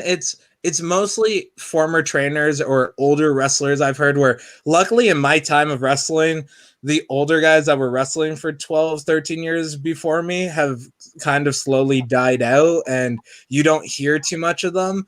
But like they have retired to lives with their children and like happy family lives. So like I don't care, but because I think if you're in wrestling and you're bitter, you should just get out. There's 24 hours in a day. Don't waste it on something you're upset about. And luckily, no one at their face value is an asshole to their fans, unless you're Gabriel Forza at the merch table. But he's more like a carnivore barker. Like that's just his act there. I threatened to burn children's houses down, or their parents. They have two houses because their parents are separated because they don't love them. Because I wouldn't love what created you also. But like that's just my way of giving them their own little experiences. Where Gabriel Forza will be like, yeah, buy my shirt or don't talk to me, but it fits his character. He's mean. Yeah, he's mean. He's grumpy, but he loves a lot too. And you see it in the ring of his passion. No one's a dickweed that way, but there's a few older guys that like are a big fan of, oh, you haven't done this for X amount of years, so you're not worthy of anything, where it's, you paid for training and your trainer said you're okay and you're not an asshole and you set up rings. Cool. Let's go out there and have a good match. It's more character traits. It's not specific people that are assholes. It's how they conduct their business. And then you go, no, if you conducted your business a little more business-like, like a professional, you would be further along and you wouldn't be bitter about being on Ontario. Hey, I'm not trapped in Ontario, but I'm trying to make it the best I can be. Whereas other people are like, well, I wrestle in Ontario, but I'm trying to go here. I'm not trying to go anywhere. I'm trying to go to sleep. That's what I'm trying to do. I get a question for you. How long you been wrestling again? I started wrestling on real shows November 2015, and I started training February 2014. So basically wasted all my 20s, yeah. So 5 to 6 years. Are you still taking down rings at the end of the show? So my kind of rule is if there's enough people there to take down the ring, yeah, or set it up especially. But like if there isn't a lot of people there, I'll set up and tear down. Like it's all about numbers and stuff. And luckily no one's an asshole anymore, but it definitely, for any younger guys that listen to this or any fans, that's what gets you opportunities, by showing your hard work. It's not at the gym. It's not at training. It's when you're at a show. Are you willing to sell merch? Are you willing to ring the bell? Are you willing to set up chairs? Are you willing to rip tickets? Because if you're not willing to do everything, you're not going to appreciate anything. I think legitimately, while I leave a building, I thank the janitor. I thank the random old woman that runs the Legion Hall. I say thank you for having us, especially because I probably did something real stupid in my match that almost damaged the venue. And like how the Holden Albright character is, and it's pro wrestler, amateur criminal, because I haven't been caught. It's way different from Brendan Caulfield. Brendan Caulfield is very just grateful, thankful for being here, and just like, guys, this is awesome. We get to do this. Whereas other people are like, yeah, we do this, but we're not here. Where it's like, yeah, you're not there yet. But if you work hard here, when you go to the next level, you'll continue that work ethic. Yeah, very good point. And plus, I like lifting up heavy things. There's a lot of weaker guys around where it's like, I can't tie the ropes properly, like on the aprons or the canvases. Fucking hate that. I hate the goddamn knots. But carrying the beams and shit? Yeah, let me carry those poles all goddamn day. Looking at more news, though, Trish Stratus could be heading to the PC to help training there. Undertaker also could be joining there. So there's a lot of experience possibly being doled out if they start working there. There's also rumor that Mexico is going to get an NXT or Lucha Libre type show with Chavo Guerrero coming back to the fold and helping run that like he did a contribute to Lucha Libre, Lucha Underground, and that goes along with And Triple H, Glow. which He is also helped with Glow. global expansion. Oh yeah, he helped with Glow. So did Carlito with those shows. My wife hates that got canceled. She actually enjoyed that too. NXT is also going to do India, but they're going to film at the CWC as well. So do you see this happening? And where else do you think NXT could expand to? I mean, right now, you can't really blame them for doing it at the CWC because it's not like you can pack up the team and fly to India right now and come back real easy. And even the Lucha Libre, you might get stuck on a tarmac. You might not make it back. Exactly. There might be some flight delays. I think the Lucha Libre show is good. I mean, it's kind of fitting with what's going on right now. They need that. Also, I think, to me, the next NXT should be NXT Canada. I think there's just too much talent that I've seen. NXT Canada. What? Fuck NXT Canada. So if you got offered that, you wouldn't do it? I don't want to hate wrestling, and all of my favorite wrestlers have quit the WWE or in one way or another, legitimately walked out or like killed their family. No. Well, so here's how I see it. It's super cool. I'm super down for this is the first I'm hearing about the Mexico Lucha stuff. Like, that's awesome, especially if you bring Chavo in. Give me Super Lucha, Super Astros again. That'd be sweet to see because they have the roster and the talent for it. But like the NXT India, I'm like, okay, well, that's clearly a marketing strategy, but like you're bringing in talent. And I legitimately thought about this. I was looking at a Rob Gronkowski action figure that I gave to Pretty Ricky, and I legit looked at it and I went, WWE is legitimately WCW, where they have their monster factory now. They pay guys that have like real sports degrees and stuff, and like they're real talented athletes. They send them to the performance center and we'll show you how to be a wrestler, but you can show them how to wrestle, but they're not going to have the heart or the drive. And like maybe some of them will love wrestling, but they're not going to have the same passion Kevin Owens has for it. And that's what the connection gets lost on the fans of like, oh yeah, this guy's here for a paycheck. And NXT Canada, hey, they had a tryout 2 years ago. No one got signed. Like there's a reason for that. And to be honest, you can go, it's too close to the States already. So anyone you want in Canada, you can just figure out how to get them a visa and get them to Florida. But then I look at it and go, yeah, Japan did it right. I think they tried to buy Stardom and maybe Noah or Dragon Gate, one of the two. They tried to just outright buy them or work with them like they did in the UK. And Bushiroad, who owns New Japan, said, nah, fuck that, and bought it to circumvent the WWE from invading Japan because, like, yeah, if you bring an outsider, I talked to Sean Gibson, who's a promoter at Barry Wrestling. I did a podcast interview with him, and he mentioned know your community. You can't just walk in and go, oh, I'm going to run a show because I think this is how it works. Where it's like, no, if you run in a community, and if you run downtown Toronto like Superkicked, that vibe fits that community. You can't do Superkicked in Barrie, but at the same time, you can't do what you do in Barrie in downtown Toronto. It's all about knowing your audience, and that's where the disconnect goes. And WWE's very cookie cutter formula. And if your only goal is NXT or whatever, hey, read the Young Bucks book. You can make money in wrestling without a contract. There's a new book called Super Kick Party, I think it's called, or something like that. That's literally about the rise of the indies. There's a way to make money in it. And I think it's super small-minded to go, oh, we need the NXT. Why do we need that? We have IWTV. You can build it. What I'm trying to do with Go Hard Pro going forward, like, there's a way of getting more eyes here. And every time one of my friends tweets, we need more eyes in Canada, it irks me because they don't realize, no, we need more collaboration here because if we work together here, we can grow from there.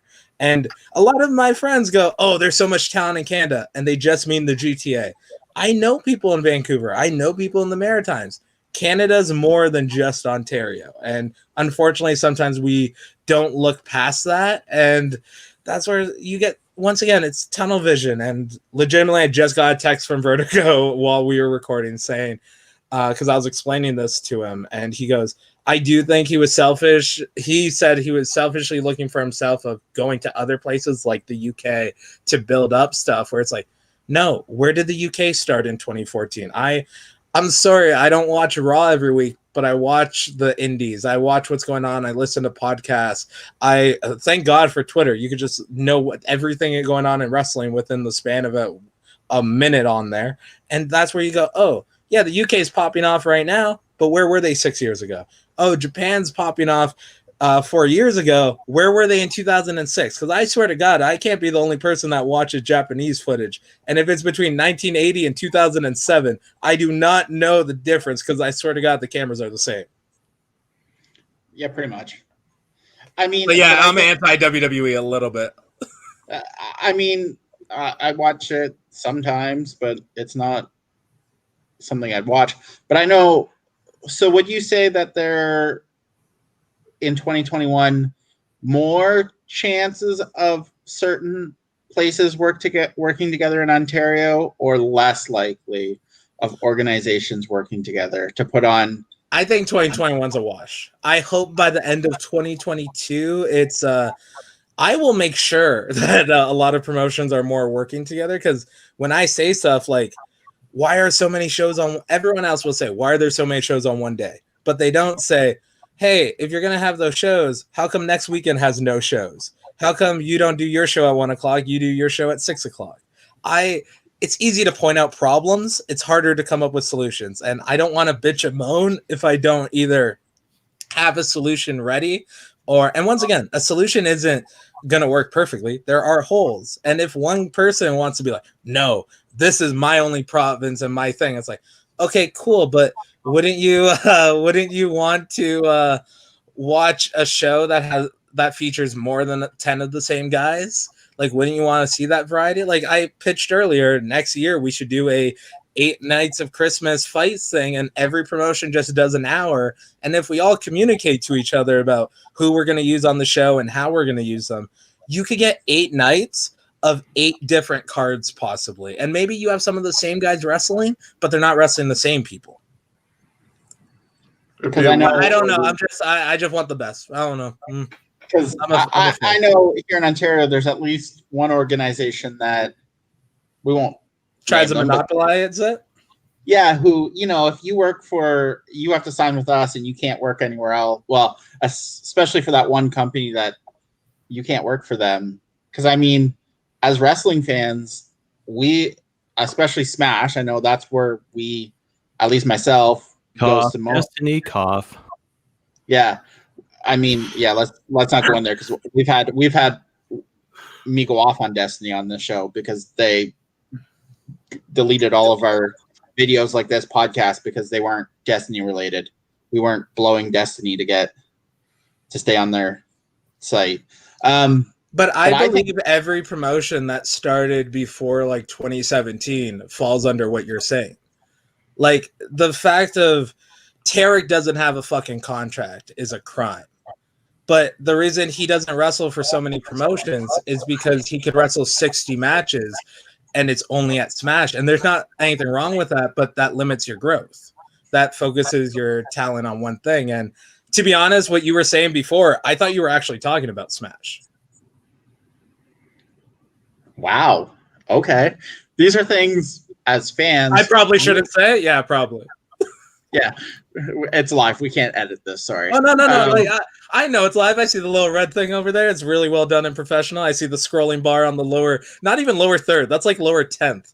But like, that's where literally I think every promotion before 2017 has the old mentality of fuck you, where it's all these other promotions like Border Town in St. Catharines, Chem Valley and Sarnia, they're also separated from each other. And then you look at Hamilton, that has like 3 to 7 promotions, and most of the roster is the same, but you don't hear as much shit besides like, oh, it's too many promotions in that one town. But then you look at these so-called bigger promotions, and it's like, oh yeah, they're bigger promotions, and maybe the quality's better, but like sometimes you're missing the heart, and you could be doing something for so long and you just lose the heart, and that's what relates. And I will honestly say, like with you, like you're in Toronto, you have a bunch of choices for wrestling. Like Warhead was brought up earlier. I love Death Proof. I used to do the music for them. I had my first matches at Death Proof. But like with Smash, like you get to make that choice. Whereas you guys in London, Smash was like the first actual wrestling that came to you, and it was good. Like I think I was on possibly the first or the second real show in London because I think it was before Fanshaw's first show. It's the Ranch, I think, had the first real show. Yeah.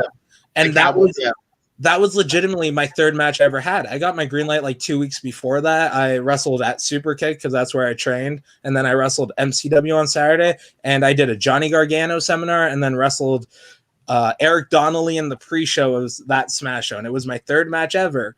And it's literally like I've seen the growth and stuff of, but then also once you're on the inside, you get one. It's like what I said earlier. It's like when you're on the inside, what you think is the real problem. It's like, oh no, there's a reason that the roof is leaking, and it's not just because there's a hole in the roof. You look up there, your whole attic is just an aquarium at this point, and you're like, oh, there's a bigger hole somewhere else, or I probably should have turned off that hose 2 days ago. Hey, Steven, I'll tell you this. So people can say the exact same thing about Smash. They can say it about Destiny Wrestling. I'll put it that way, Coke and Pepsi. Holden, you mentioned something, though. With regards to advice, who are some of the people who have given you the greatest advice as far as pro wrestling goes?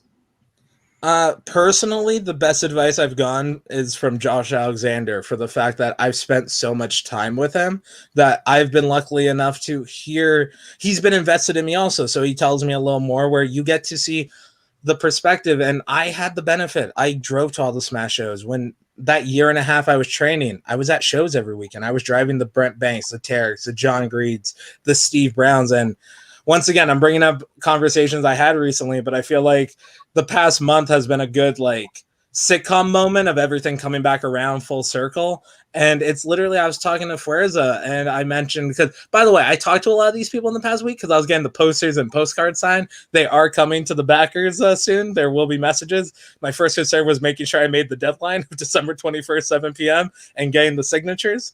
But it was literally, I would hear from these people that were so much more experienced than I was, which always led to me being humble, because I'm like, oh yeah, I'm not great. I don't think I'm the shit, because I'm riding with Tarek. I'm riding with Brent Banks, who is the most single athletic person I've ever met in my life. He's jacked for no goddamn reason. He'll just sneeze and gain an extra 6-pack. But like, I got to have the benefit of being the younger brother, or like the person with the least experience. So I get to ask all the questions and I get all their perspectives. And that's how I got their experiences, where some of my friends, the reason why I'm the one that's leading this charge, and some of my friends have been wrestling 4 years longer than me or more, it's because I had the benefit of getting all this advice and not just looking at the here and now. And I go, oh, well, what did they do? Where did they come from? Okay, this. Like PWA used to run 2 shows every week in 2005. People were wrestling 100 matches in 1 year just at PWA. Like, that's awesome. That's why, like, I kind of just say the idea for the showcase shows, which have profiled a lot of younger talent that I'm super happy about.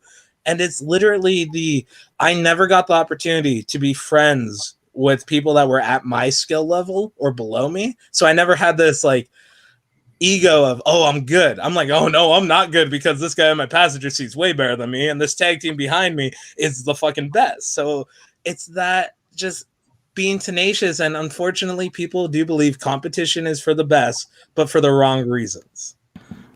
I got to say this. So when I was listening to you earlier mention with regards to the wrestling show, and then basically watching a pay-per-view at a bar later on that same night, so to speak, I immediately think, because it's 2020, Smash Wrestling and Winks here in London, Ontario, right? But the heart and soul of me is PWA, Brantford, Ontario, Scott Chase retiring, and then basically going to that bar, wherever it was in Brantford, Ontario, and watching the pay-per-view. I think it was maybe Royal Rumble or whatever the case may be. And it brought back those memories. And you just mentioned PWA. You mentioned like guys like Reggie Marley, Ruffy Silverstein, Shawn, Eddie Osborne. I want to wrestle Eddie Osborne. That I was going to Vancouver and I didn't know who I was wrestling, but oh my god, I want to wrestle Eddie Osborne. Like in 2020 and 2008, like Eddie's my list. I used to actually, I lived in Kitchener-Waterloo. I actually did help set up the ring for PWA, and I actually ran their sound system for all their shows, which was kind of fun to see the background. And was it a little stressful sometimes? You think you're going to play the wrong thing or play someone's music too quickly? Trust me, I've done music. I know these problems. I can relate to this. Well, and the problem is so back then, they had CDs. So you'd play a CD. Oh my god. And you'd stop it. And I had my baseball hat to actually be to stall for a second so I could get it switched over. Then you have to get to the right track. Yep. And then as the match is going on, I have to I got my system done because you actually had to figure out which match. So you knew which CD to put back in, who was going over. So your heart starts beating because you're like, am I going to play the wrong music? And then as a fan, I get attacked, watching it, like Reggie Marley, and then. I brought back good memories for you, Chris, and I brought back traumatic moments for Steven. But you bring up PWA Brantford for that. I used to go to Blood, Sweat, and Ears in Brampton and Rax, and that's what they did, where the venue was in the club, and then you just go over there while they tore down the ring. And I'm still a little bitter for the fact that they asked my friend, who wasn't a huge wrestling fan, to help with the ring, and they didn't ask me. Still a little bitter over that. So 2 short stories there. I've had the honor of doing a podcast way back in 2005, 2006 with Dave Blizzard and Tom Harbin, who were the guys. Dave Blizzard is great. I handed out flyers for Rax for that. I have him on Facebook, and every year, that's a name that literally flashed in my mind.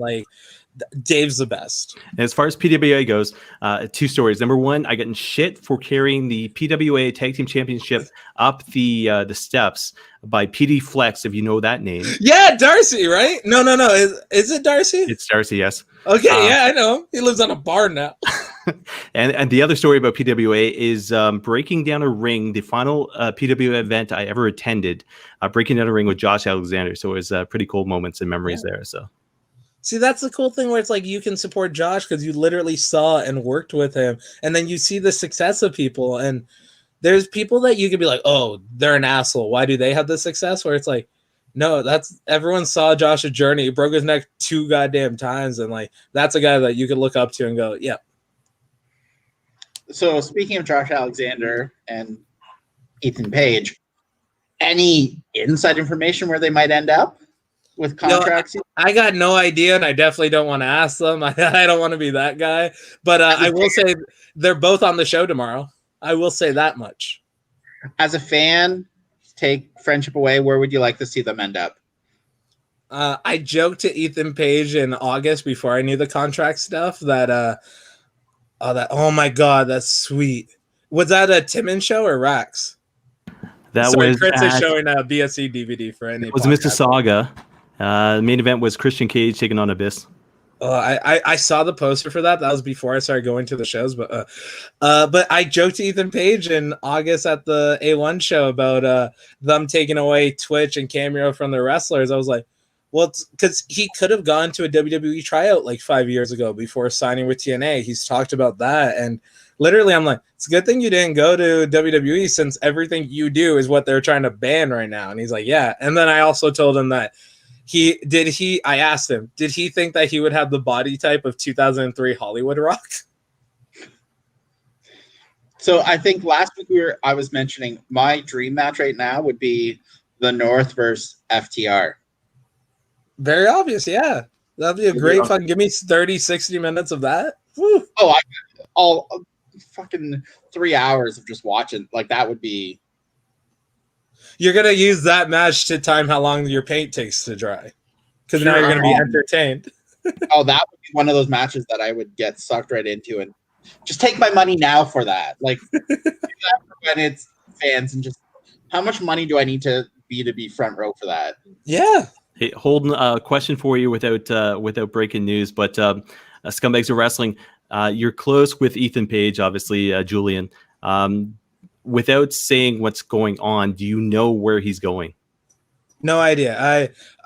We're friendly. I won't say we're close with each other. Like, I know where he lives, but I'm not asking about contracts or anything like that. I'm like, I enjoy our friendship, and if you know the story of CM Punk and Hornswoggle of how they fell out of friendship, I'm like, I'm trying not to lose too many friends, and any friends I do lose, it's because they don't like that I'm not a shitty person. Where I'm like, oh, I'm sorry for your loss. Is there anyone in the business right now that you hope this year, 2021? Because I thought you were going to be like the next 2 weeks. I was like, I don't know. It's 8 days, not even 2 weeks. 2021, is there any matches with anyone out there right now that you would like to, when there's fans, is there anyone that you're like, this is who I want to wrestle this year? For me, I wanted to wrestle Eddie Kingston. That's the match that I fucking wanted. If everything went to plan with my show on November 22nd, the main event would have been Gabriel Fuerza versus Super Crazy, but on that card would have been Eddie Kingston versus Holden Albright, and I just think that match would be fucking a banger. And the fact that I could learn so much from that match, like that's my. I don't know. Also with AEW now, him still doing indie dates. I'm like, that's my like realistic goal. My like dream goal would be I want to be for Samoa Joe what he was for Kenta Kobashi in 2005. I want to have that match at some point. Hey, you're an ROH guy. You got that reference. Oh yeah, I would love that. That would be. That match is so good. I watch it like 4 times a year. Hey, Shawn, just out of curiosity, how much have we gone off track? We're way up. It's all good. We just going to run down the Slammy Awards, look at New Japan Wrestle Kingdom 15, Impact Wrestling's Super X Cup, and of course, coming up at 10 o'clock, 20 minutes away, is or whenever the basketball game ends, is AEW. And this was where the rant was going to be. So if we got to take just another break, we normally give this an hour. Water. My apologize for going over on the no, it's all good. It's all good. No complaints at all. I'm going to throw in another thing of greetings from people, and we can dive into what is expected on AEW, which then Steven and Holden can have fun with. So we'll be right back.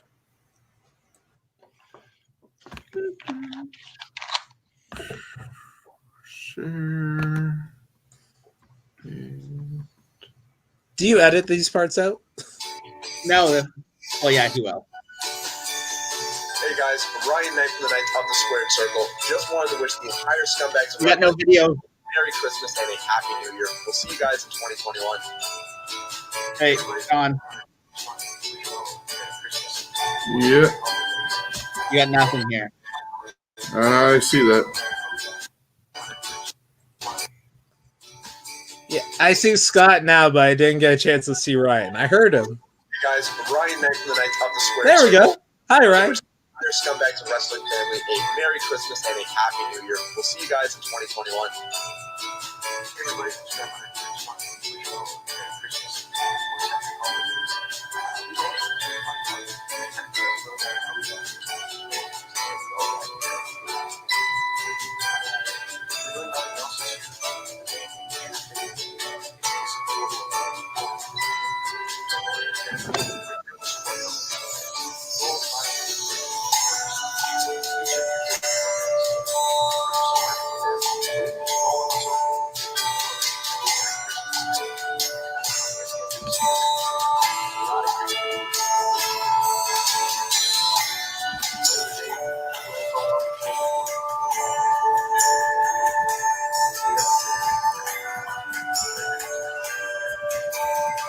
I'm Tyler Earl.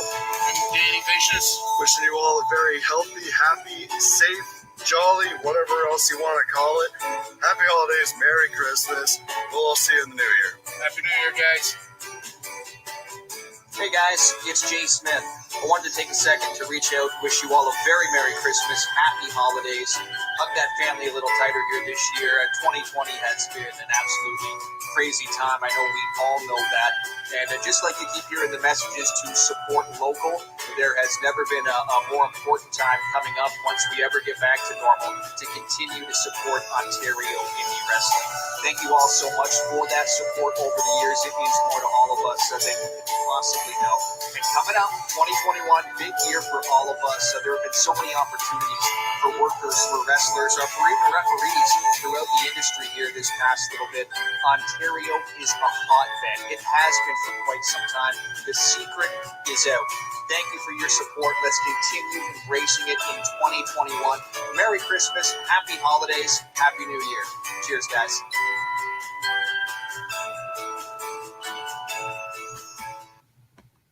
Okay, and so that was another set of greetings from everybody from around Ontario.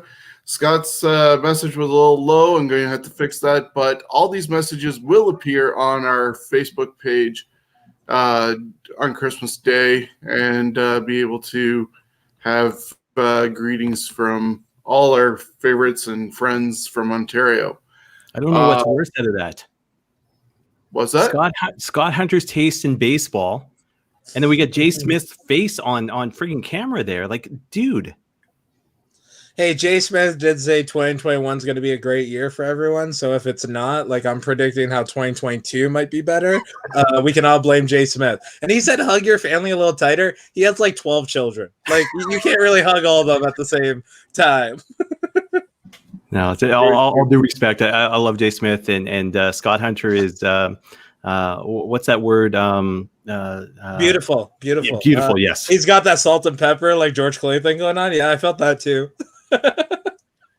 Yeah, so definitely going to be making sure that they're heard better. Scott was also doing the same thing that Jay was saying about supporting everybody locally and support with T-shirts, just even messages out to talent and fans, just to thank them for everything. It is 9:43 our time right now, and as we mentioned, later on in a little bit, AEW is supposed to be on after the basketball, and running down the card quickly so that Steven can have his mind blown is Pac taking on the Butcher. Evil Uno. Yeah. He's the goddamn host. What happened? He does this all the time. He'll go to close a screen and he closes StreamYard. Oh, hello. Yeah. See, this is what happens. You're still. Everyone can still hear us. Just so you know.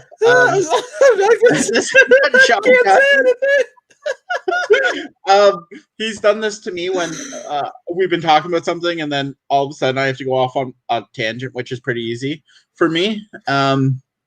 Chris, are you still there or no? I don't know who's there. No? Okay, it's just me and you. Okay, so we'll just, because I don't know where Shawn was going with this, which is kind of fun usually. Oh, there we go. That was thank you. Are you also going to be professional and edit that out? Because I think that was hilarious. I know. I'm going to have to edit that out somehow. But no, leave that in. That's great. My computer shut down on me halfway through my talking. So yeah, I lost my shit. Shawn, I taught you well. I love live. Anyways, AEW Dynamite Holiday Bash. We said Pac against the Butcher, Evil Uno against Dustin Rhodes. A big announcement with Kip Sabian and Penelope Ford's wedding announcement with Miro and probably some video games going on that way. Hikaru Shida is going to be on. There's going to be a 6-man tag involving 2 guys from Dark Order and Colt Cabana taking on the Jurassic Express. Sting is going to be on with Tony Schiavone. Tag team match with Chris Jericho and MJF against the Top Flight, and the Acclaim is taking on the Young Bucks for the tag team titles in the main event. How about it? Okay, so first off, they have fucking Marco Child Growth stunt wrestling. I think the better pun would be Marco's stunted growth. That's what Jim Cornette calls him, Marco's stunted growth, because I love Jungle Boy, and we've talked about this. I think Jungle Boy is 2 or 3 years from being the face of the business, I think, with MJF. But having Marco stunted growth around them make it look like a fucking shit show. He has no business being in the ring. Zero. Nada. Why do you say that, though? Why do you say that, though? He makes it look fake. But why? Well, too many guys will take his DDT or the Hurricanrana or... Steven, how old are you? I'm 37. Okay, so Spike Dudley. What about like the minis in Mexico? Like they're legitimately minis are different. midget. Why? If midgets are fighting midgets, cool. But they don't only fight midgets. If you actually watch minis in Mexico, they wrestle full-grown men. And you have guys like Messias from Lucha Underground, who's legitimately a monster. He was Judas Messiah in TNA. He's taking Hurricane Rana bumps from a dude that's literally 3'7". And I think that's dumb too. Hey, Steven. So Yes. Spike Dudley back in the day or Jonathan Gresham now? Both pretty much the same size. Yeah, but Jonathan Gresham looks like an athlete. He's jacked. Spike Dudley, you always had Spike Dudley in hardcore matches. And he usually is in multi-man matches. Yeah, and he gets the shit kicked out of him most of the time. When he's in singles, yeah, he's definitely cannon fodder, and he's just a pest when he's in the multi-mans. He's not getting booked like Lesnar. No. Well, not yet, at least. It's AEW. Nothing will surprise me at this point. So, Steven, do you ever watch ECW? Yeah. Okay, so Bam Bam Bigelow in the ring, Chuck and Spike Dudley, friggin' 6 rows deep. You ever see that? But the thing is they don't do that with Marco Stunt. Because we're not allowed to throw people into the fans. If you ask Hacker Scotty O'Shea, he had to do a lawsuit just because of a barricade fell on someone. That's why we don't do it in the year 2000s. But look at Daly's Place, where they have all the fans, which are wrestlers. You could do something like that, and it would be. But they don't. They make Marco Stunt look like he could be a legit wrestler, and he is a legit wrestler. He went to training. Your thoughts on Lance Archer power bombing Darby Allin to the floor in a friggin' coffin case, whatever they call them. Oh, I think that was dumb. Body bag. That was dumb. That's how someone's going to get hurt. He's been doing that body bag spot for 5 years. Yeah, but that, to me, Jim Cornette got fucking hurt because he's an untrained pro wrestler who had a scaffold match. Oh, you want to talk about who doesn't belong? Marco Stunt paid for training, paid his goddamn dues. It's getting paid now. Jim Cornette took photos, paid his dues, became a manager, wrestled a match when Jim Cornette got yelled at by Bill Watts because he cut a promo on Jim Ross when he first went. I just read Jared's book, so it's fresh in my memory. Because he cut a promo on Bill Watts like, the fuck was that bullshit? No one's paying to see a manager versus a ring announcer. And now you're saying Marco Stunt, he's not treated. He's not the world champion. He's not a tag champion. He's not even a featured player. He's in a group with a dinosaur who's basically their version of Kane, but treated like a dinosaur, and Jungle Boy, who is not a boy or from the jungle. No, but to me, you take Marco Stunt out of that group, you actually could have some sort of legitimate headbangers. I love the headbangers, but Luchasaurus and Jungle Boy as individual talents are great. You add in that comedy splash with it's like the Cobra with Santino. It added a little more funny to it. And you add Marco Stunt, it's like, okay, this group won't be taken completely serious, but when the time comes, they have sweet transitions and stuff. But that's why you have the H2. You have the Acclaim versus the Young Bucks, which let's see how that match goes. But also Top Flight versus Jericho and MJF. Like, how great is that match going to be? Or how off the rails is it going to get? That's the fun part. That one will be the better match. The Acclaim have just been on dark, except for last week. And now they're getting a tag team title shot? I think this is a way of, like, They're being put in there with the Young Bucks. They were put in there with SCU before, which Frankie Kazarian destroyed them on the microphone. And it's those, but you have to see WWE has NXT. And even before NXT, there's a new, before when like COVID didn't hit, they had NXT was supposed to be the developmental brand, and then they hired a bunch of super indie guys, and it became the work rate brand where they were like, "Fuck, we can't have our Kona Reeves on this regularly. We got to put him on the Coco loop while we have these guys actually touring around the country and the world." And literally, that's what Dark is for AEW. And AEW doesn't have. They're slowly getting different wrestling schools together, but they don't have developmental. They had the indies where that doesn't fully train you how to interact with the TV audience. There's a difference. Like I don't know how to interact with the TV audience because I've never done that, but I know how to present in front of a crowd and get them involved. It's those, your critiques are saying he's not a wrestler because someone who gets paid to be miserable says he's not a wrestler, as opposed to, if you look, hey, I'm not known as a car driver, but I drive my car because I passed my licensing to do it.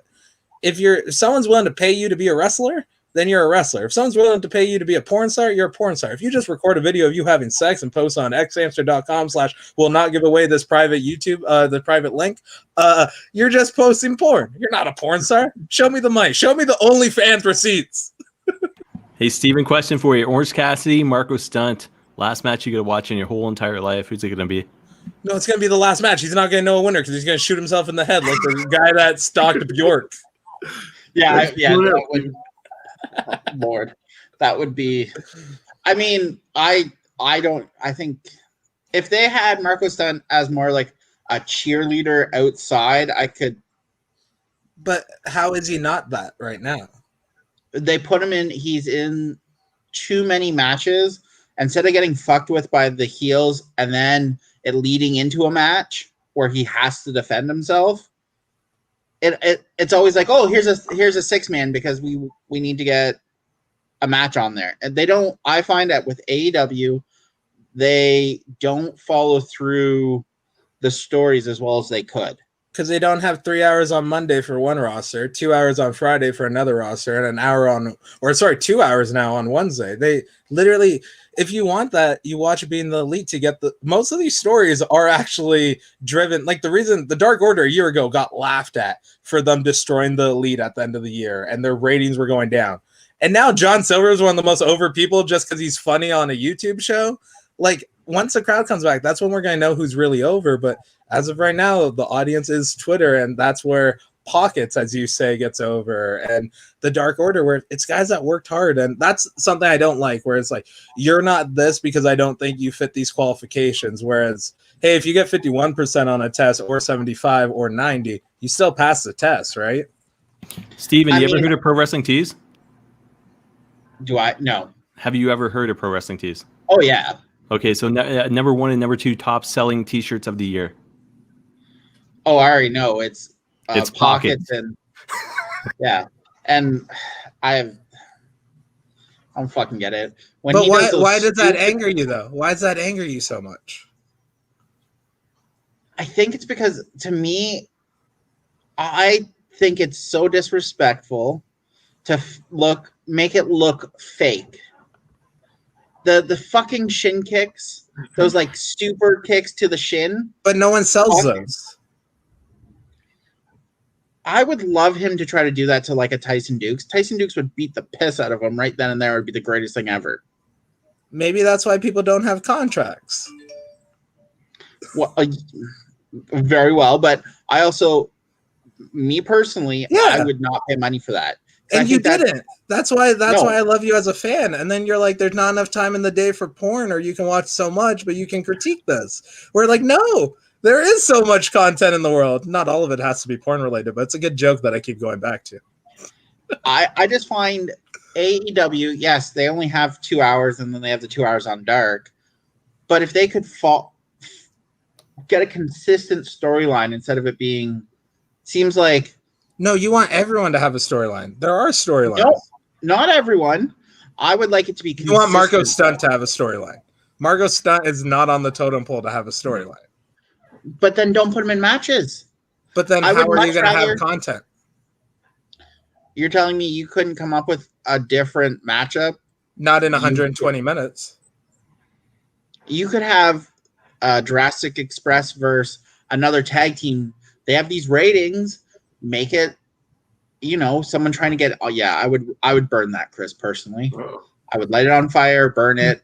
I'd shit on it. Bro, burn something else. You'll be a little more calmer. It's okay.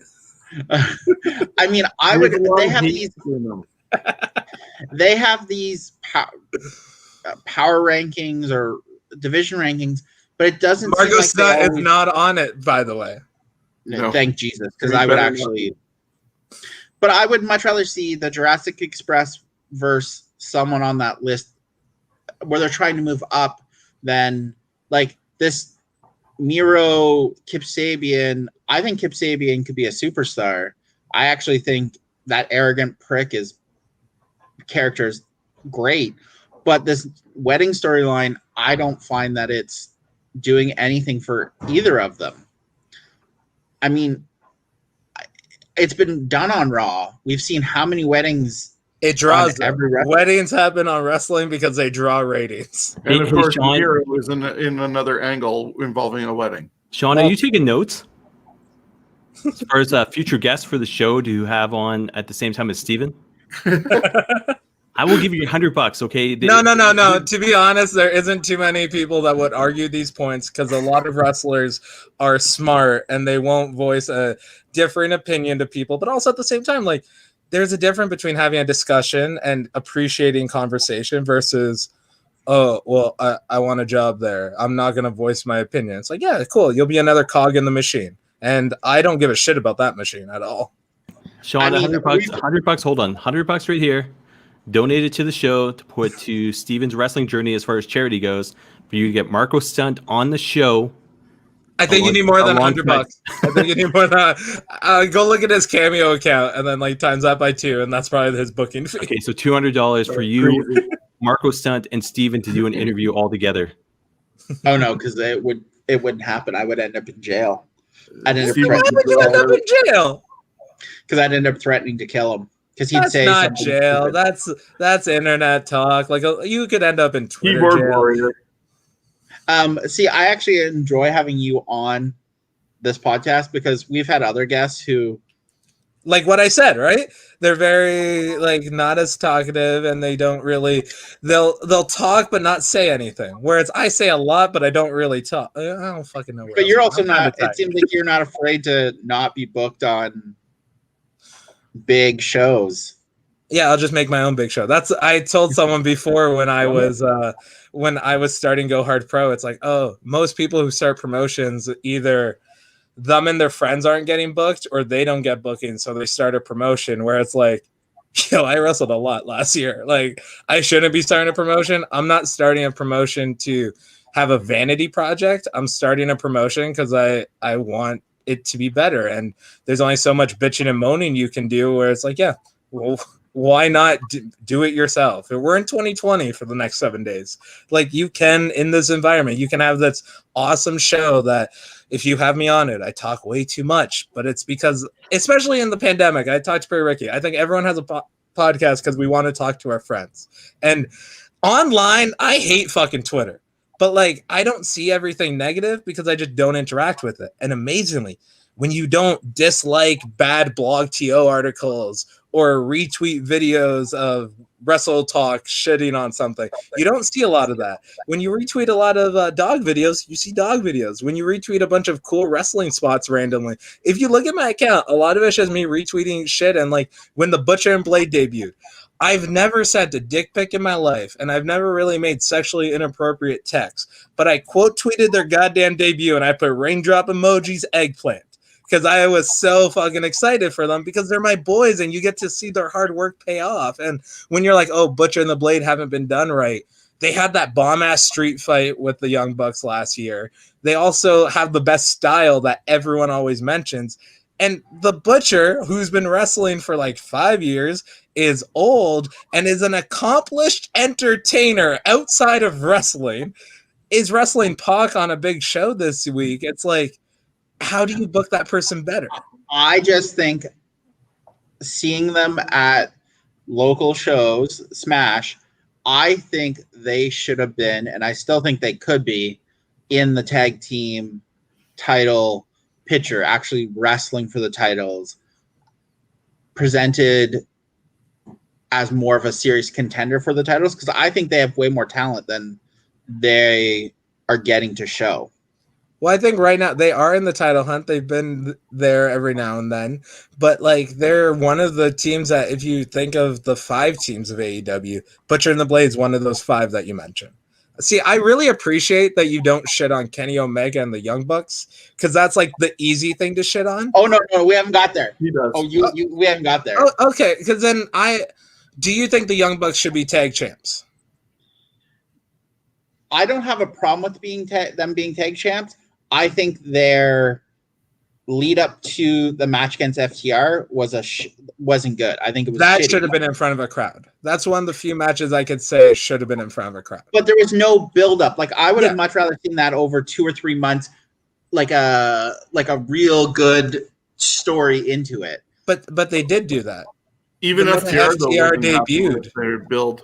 No, yeah. But I would have. I completely agree with your side. The follow through at the end, like they had it at the beginning, and then they realized they want this to be forever, like a longer thing for Double or Nothing. I think that's the one it was for. But unfortunately, I think they were waiting for crowds, and the pandemic is a pandemic. These are words you didn't hear before this year, unless it was a shitty straight to DVD horror film. Pandemic, lockdowns, like what the hell? Like this is a real outbreaks. This is some like zombie shit. Like we need to like acknowledge that these words weren't real until this year. But like yeah, it's the follow through of that story was kind of shit. But the matches have been good. Yeah, I mean Kenny Omega. If you're asking me, Japan Kenny Omega, love it. What he started with in AEW was horseshit. More recently, the more cleaner. He's becoming more Japan Kenny Omega. He says it in his interviews. It's great where it goes, I'm tired of helping everyone else. It's time for me to shine. I did a year of building everyone else up. Now it's time for me. And that's where it's now. Also, if you know what you have in your back pocket, I just rewatched the CM Punk documentary. When Vince McMahon asked, oh, we think we're going to try you being heel. Do you think you can do this? And CM Punk's indie promos as a heel, there's like YouTube compilations. Fucking great. They're hilarious to watch. And he goes, what's the challenge? And Vince is like, what do you mean? It's like, what's the challenge? We want you to be heel. It's like, yeah, that's easy. And he's like, is he fucking with me? And then he became the best fucking heel of that era of wrestling. And legitimately, that's sometimes when AEW is fresh and starts, they can't use footage from New Japan. So the records do start from zero, where it's okay. Those million people that watch on TNT every few months, they now have to be reintroduced to Kenny Omega. Maybe they've heard his name, but they've not seen him. And me and you appreciating 35, 60-minute Okada matches. The dude that is tuning in for Tony Schiavone and Sting, where there is an audience tuning into that, once again, WWF guy, so it's over my head. If JR and Stone Cold were in a I'd pay $50 for an iPay-per-view of just Stone Cold and JR talking. But like that would be the draw for them. And then they hear Kenny Omega or they hear this other stuff. They're like, okay, I'll stick around. And if you give them a 60-minute match, they're just going to be like, but they're also old because they appreciate Tony Schiavone and Sting. But when AEW started, they should have had Kenny Omega in this persona. But John Moxley and Jericho were the better choices. And unfortunately, at the same time, it's their problem with having talent as executive vice presidents. The same reason why people crap on Triple H for his decisions and position. And that's why people should not be actively wrestling and being in those positions. I mean, I would have. Sorry, Steven. The only unfortunate thing about that, though, is Tony Khan starts a wrestling promotion. People are like, who the fuck is he to start a wrestling promotion? The Young Bucks, Kenny Omega, and Cody Rhodes in 2019 are the hottest shit in wrestling. That if anyone critiques the Young, which I really thought you were going to go, the Young Bucks not deserving the tag titles, where it's if they signed with the WWE instead of creating AEW, they would be tag champs on Raw within 6 months. They'd probably have a huge match at Mania and be like the tag team. And because they don't have that EVP title, like Shawn mentioned, you don't have that bullseye on your back, which, to be honest, I spoke up a little more when the speaking out stuff happened, of more so going, I'll do my best of like, if there's bullshit in wrestling, I'll point it out, because there's too many shake your hands. Hi, it's nice to see you today. And talking shit behind people's back, where I'm too dumb and too tired to say anything I wouldn't say in front of someone's face. Like, I'm just like, yeah, it's because if anyone gets mad at what I said, A, it's my opinion. My opinion doesn't mean shit. There's 7.5 billion people in the world. And secondly, it's like, if you get mad, it's probably because you actually feel that deep down inside. And you're used to people just being fake and going, no, yeah, let's shake each other's hands. Let's be buddies between this call time and this call time, as opposed to actually being friends and building a better scene for the future instead of focusing on yourself. And I said, I mentioned to a bunch of people, I started training heavy wrestling wise before the third lockdowns happened, because once again, I live in Brampton. So what happened though is I was like, I think I'm training harder right now because I think there will be a bullseye on my back, and I kind of put it there. But if your only critiques is he voices his opinion too much, is that a bad thing that I'm too honest? Hold on. I get a question for you before I forget. How tough is Jody Threat outside of the ring? That's just a dumb question. Like, how wouldn't she be tough? Like, she's hailing Arnold Schwarzenegger like it's her god in her gym right now. If you watch her Instagram stories, she's the most jacked wrestler in Ontario, and like, I'm considering Brent Bangs and Justin Sane in that category too.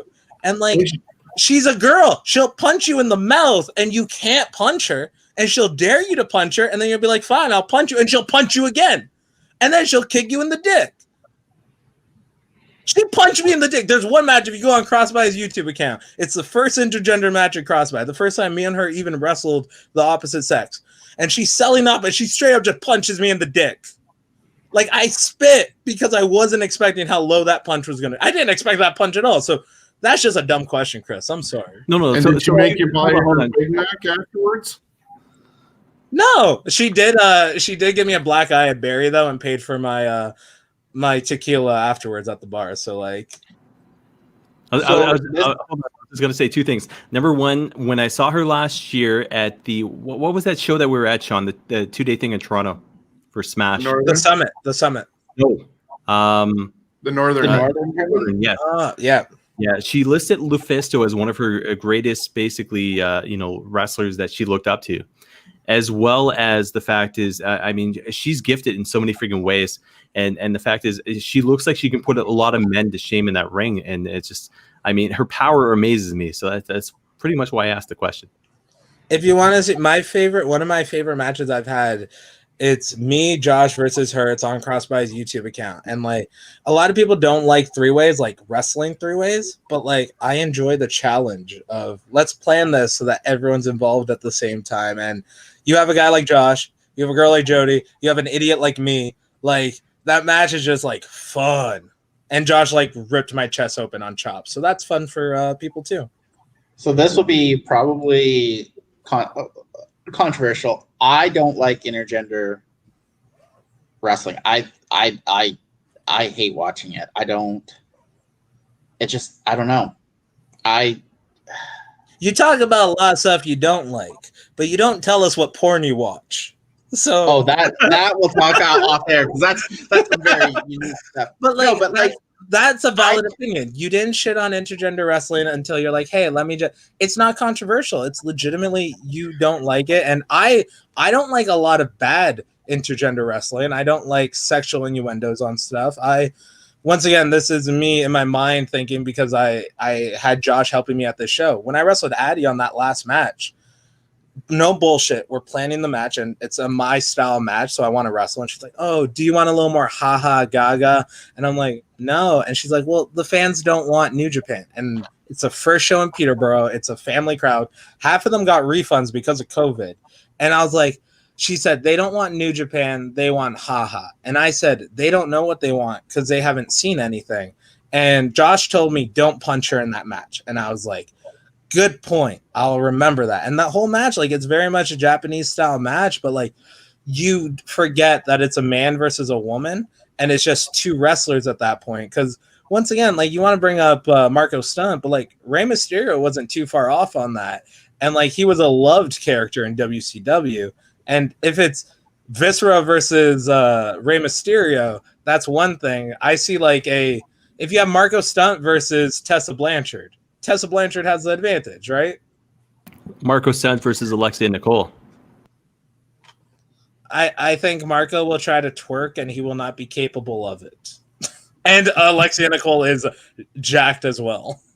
I mean, for me, I just find that it's just, maybe it's the social work background in me.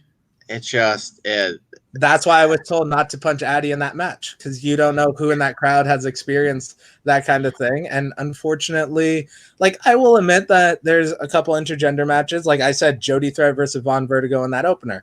But also, that match is Jody kind of has the advantage over Von in that aspect. And plus, we have weapons. So it's just, I'll watch the show.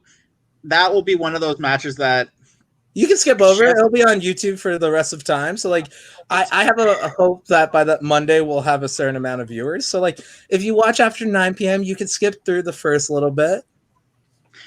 And honestly, it's just one of those things. Like, I've seen too much shitty, sexually, and you're just like, why? It's not funny. It's not wrestling. Yeah. That's not what you're here for.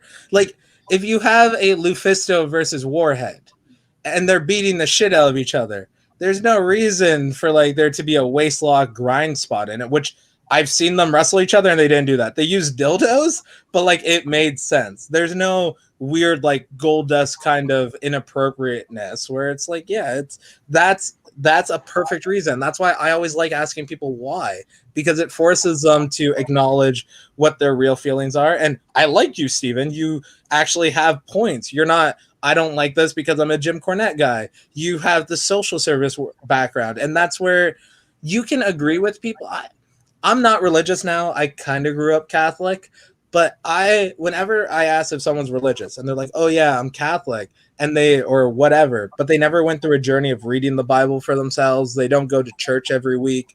You're not practicing that religion where it's, if you started Catholic and now you're Muslim or you're Buddhist and you had that moment of realization, I just don't like people working their lives for what might happen at the end, where I believe it's an electricity bill. Every morning you get to turn the light on and off, and at some point the power gets cut off. And if you didn't enjoy that in the time, okay. And also, yeah, what I do is cool, but also what everyone else does in the world is cool too. The fact that if you work at McDonald's, I don't know how to do your job.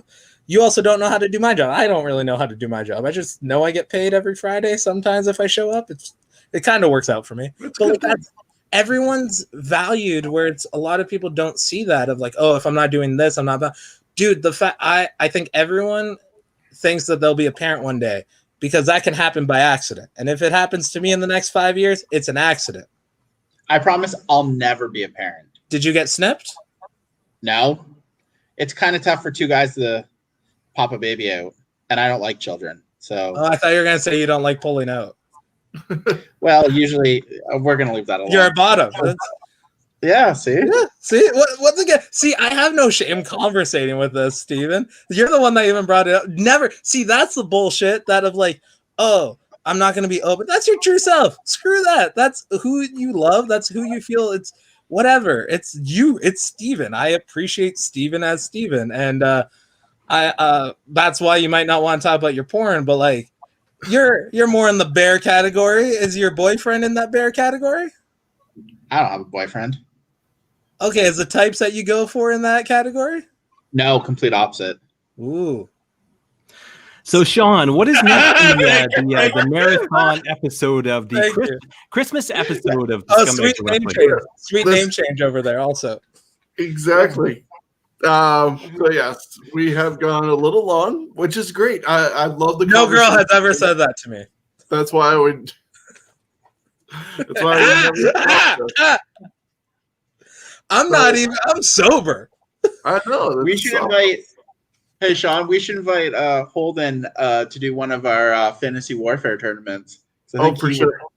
I think it'd be a riot. Oh, fuck. I like girls with glasses. Actually, no. Girls with like the baseball hat, but like long, thick. Oh, I'm guessing not that kind of fantasy. No, we Okay. do. We usually pick a topic. We started as weekly, and then we went to these long ass 64, where we've done tag teams, we've done managers, we've done greatest world champions. Okay, like a bracket breaker kind of Bracket, Yeah, break it and down. then You we could break do it down. you could do like greatest managers with glasses. Paul Ellering, did he have glasses? He didn't. Harvey Whippleman had glasses. One of the Yes, best he did. women's champion of all times. Shawn, was this how you expected the last one before Christmas to go?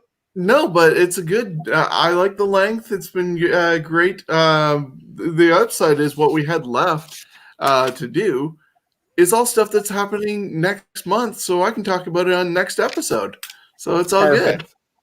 good. Hey, So- hold on, just for the record, Mercedes Martinez returned to NXT tonight to beat the shit out of Io Shirai. So that's she's back in NXT.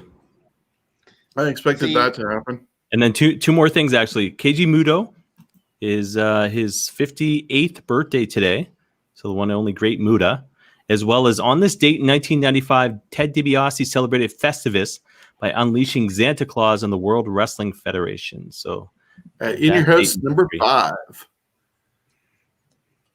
The WWE Network has a fun little like Christmas collection up, which includes Mick Foley facing all of these Santa Clauses, and it's really fun.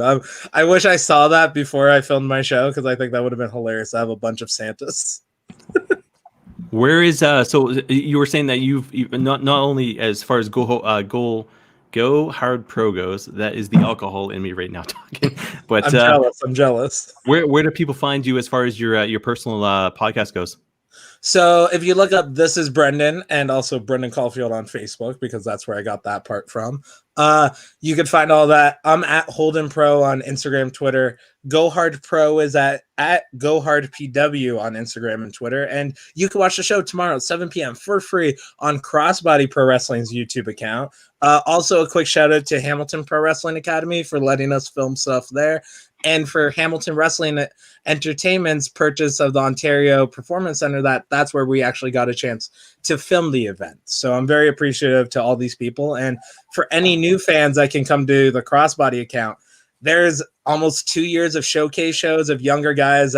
I saw some of them on the intro for the holiday greetings. They've come through the showcase shows, and I'm very happy that there's a place now, and especially the fact that sometimes the showcase shows go online at midnight when the show finishes at 10 p.m. and it's consistent wrestling from Ontario, and you'll see the growth of these guys. Where you want to ask me who you'll see in 2 years, I want to know who of these guys I'm going to see in 2 years tearing up the main event scene in the area. And they all started here having shitty matches because they're shitty new wrestlers. Like that's where growth comes in, and like it's. Scumbags is awesome. I love the group. I love seeing the connections with everyone. And yeah, like Ontario's awesome. Let's build it up. Let's have conversations like this. Let's make it better. Sounds great. Thank you once again for being a part of this. I love Steven's idea of us having you for a fantasy warfare tournament. We're going to launch that again next month with some of the mid-carder champions, greatest of all time. But yeah, I just want to wish you a very Merry Christmas and congrats on Go Hard Pro tomorrow night. Thank you very much, guys. All of you, happy holidays, happy New Year. Stay safe. Most importantly, stay sane and healthy, guys. Love you all. I had a blast tonight. Hey, Shawn, can I say one more thing? Yeah, go for it. So $100, another $100, by the way. If your wrestling palooza, whatever you guys are calling it, happens, I want to see Holden Albright and Chad, aka Warhead, in a match. Yeah, I tried so hard to constantly call him Warhead during it. Like I was like, don't say Chad. Anyways, $100 towards that match for your first ever wrestling palooza for Ontario. That is my donation right there. Yeah, but you still owe me a beard from Sami Zayn not getting buried. Yeah, you can go fuck yourself. Anyways, I'm going to play one more set of greetings, and we're out of here. So we'll have a happy holidays, Merry Christmas, everybody, and we'll talk again after this off air. Yeah, Merry Christmas, guys. Merry Christmas.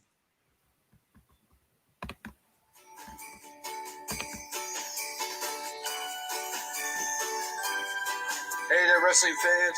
It's 1/3 of the current Pro Wrestling Ontario Trios champion Scumbag Gates. Wishing everyone at home and the Scumbags of Wrestling podcast safe and happy holidays. Now, I'm just about to go play some Phasmophobia because there's nothing better to do on a lazy Sunday than to be attacked by a bunch of scary ghosts. Have a good one, guys.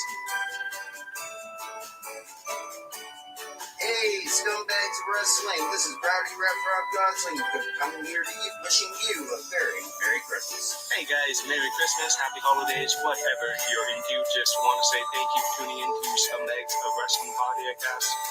And from Yomi Talks and all my family, guys, Merry Christmas, Happy Holidays. Oh, and one last thing, don't forget to check out the Yomi Talks holiday special. Yeah, he does this again. See, he dropped himself again. This is pretty normal for Shawn. But we're still live. We're still live. Yeah, we're still live because I've had to do this in the middle of. I just want to put over Justin real quick. Gilmy Talks. Me and him have become like pretty close friends over the last few months, and like that dude's awesome. When I saw him pop up, I popped. I got excited. I was like, "Yeah, Justin! Woohoo!" He did a tribute show last year with regards to somebody in his family at Montcalm Secondary School here in London. But he had Cody Diener and Carter Mason in the main event.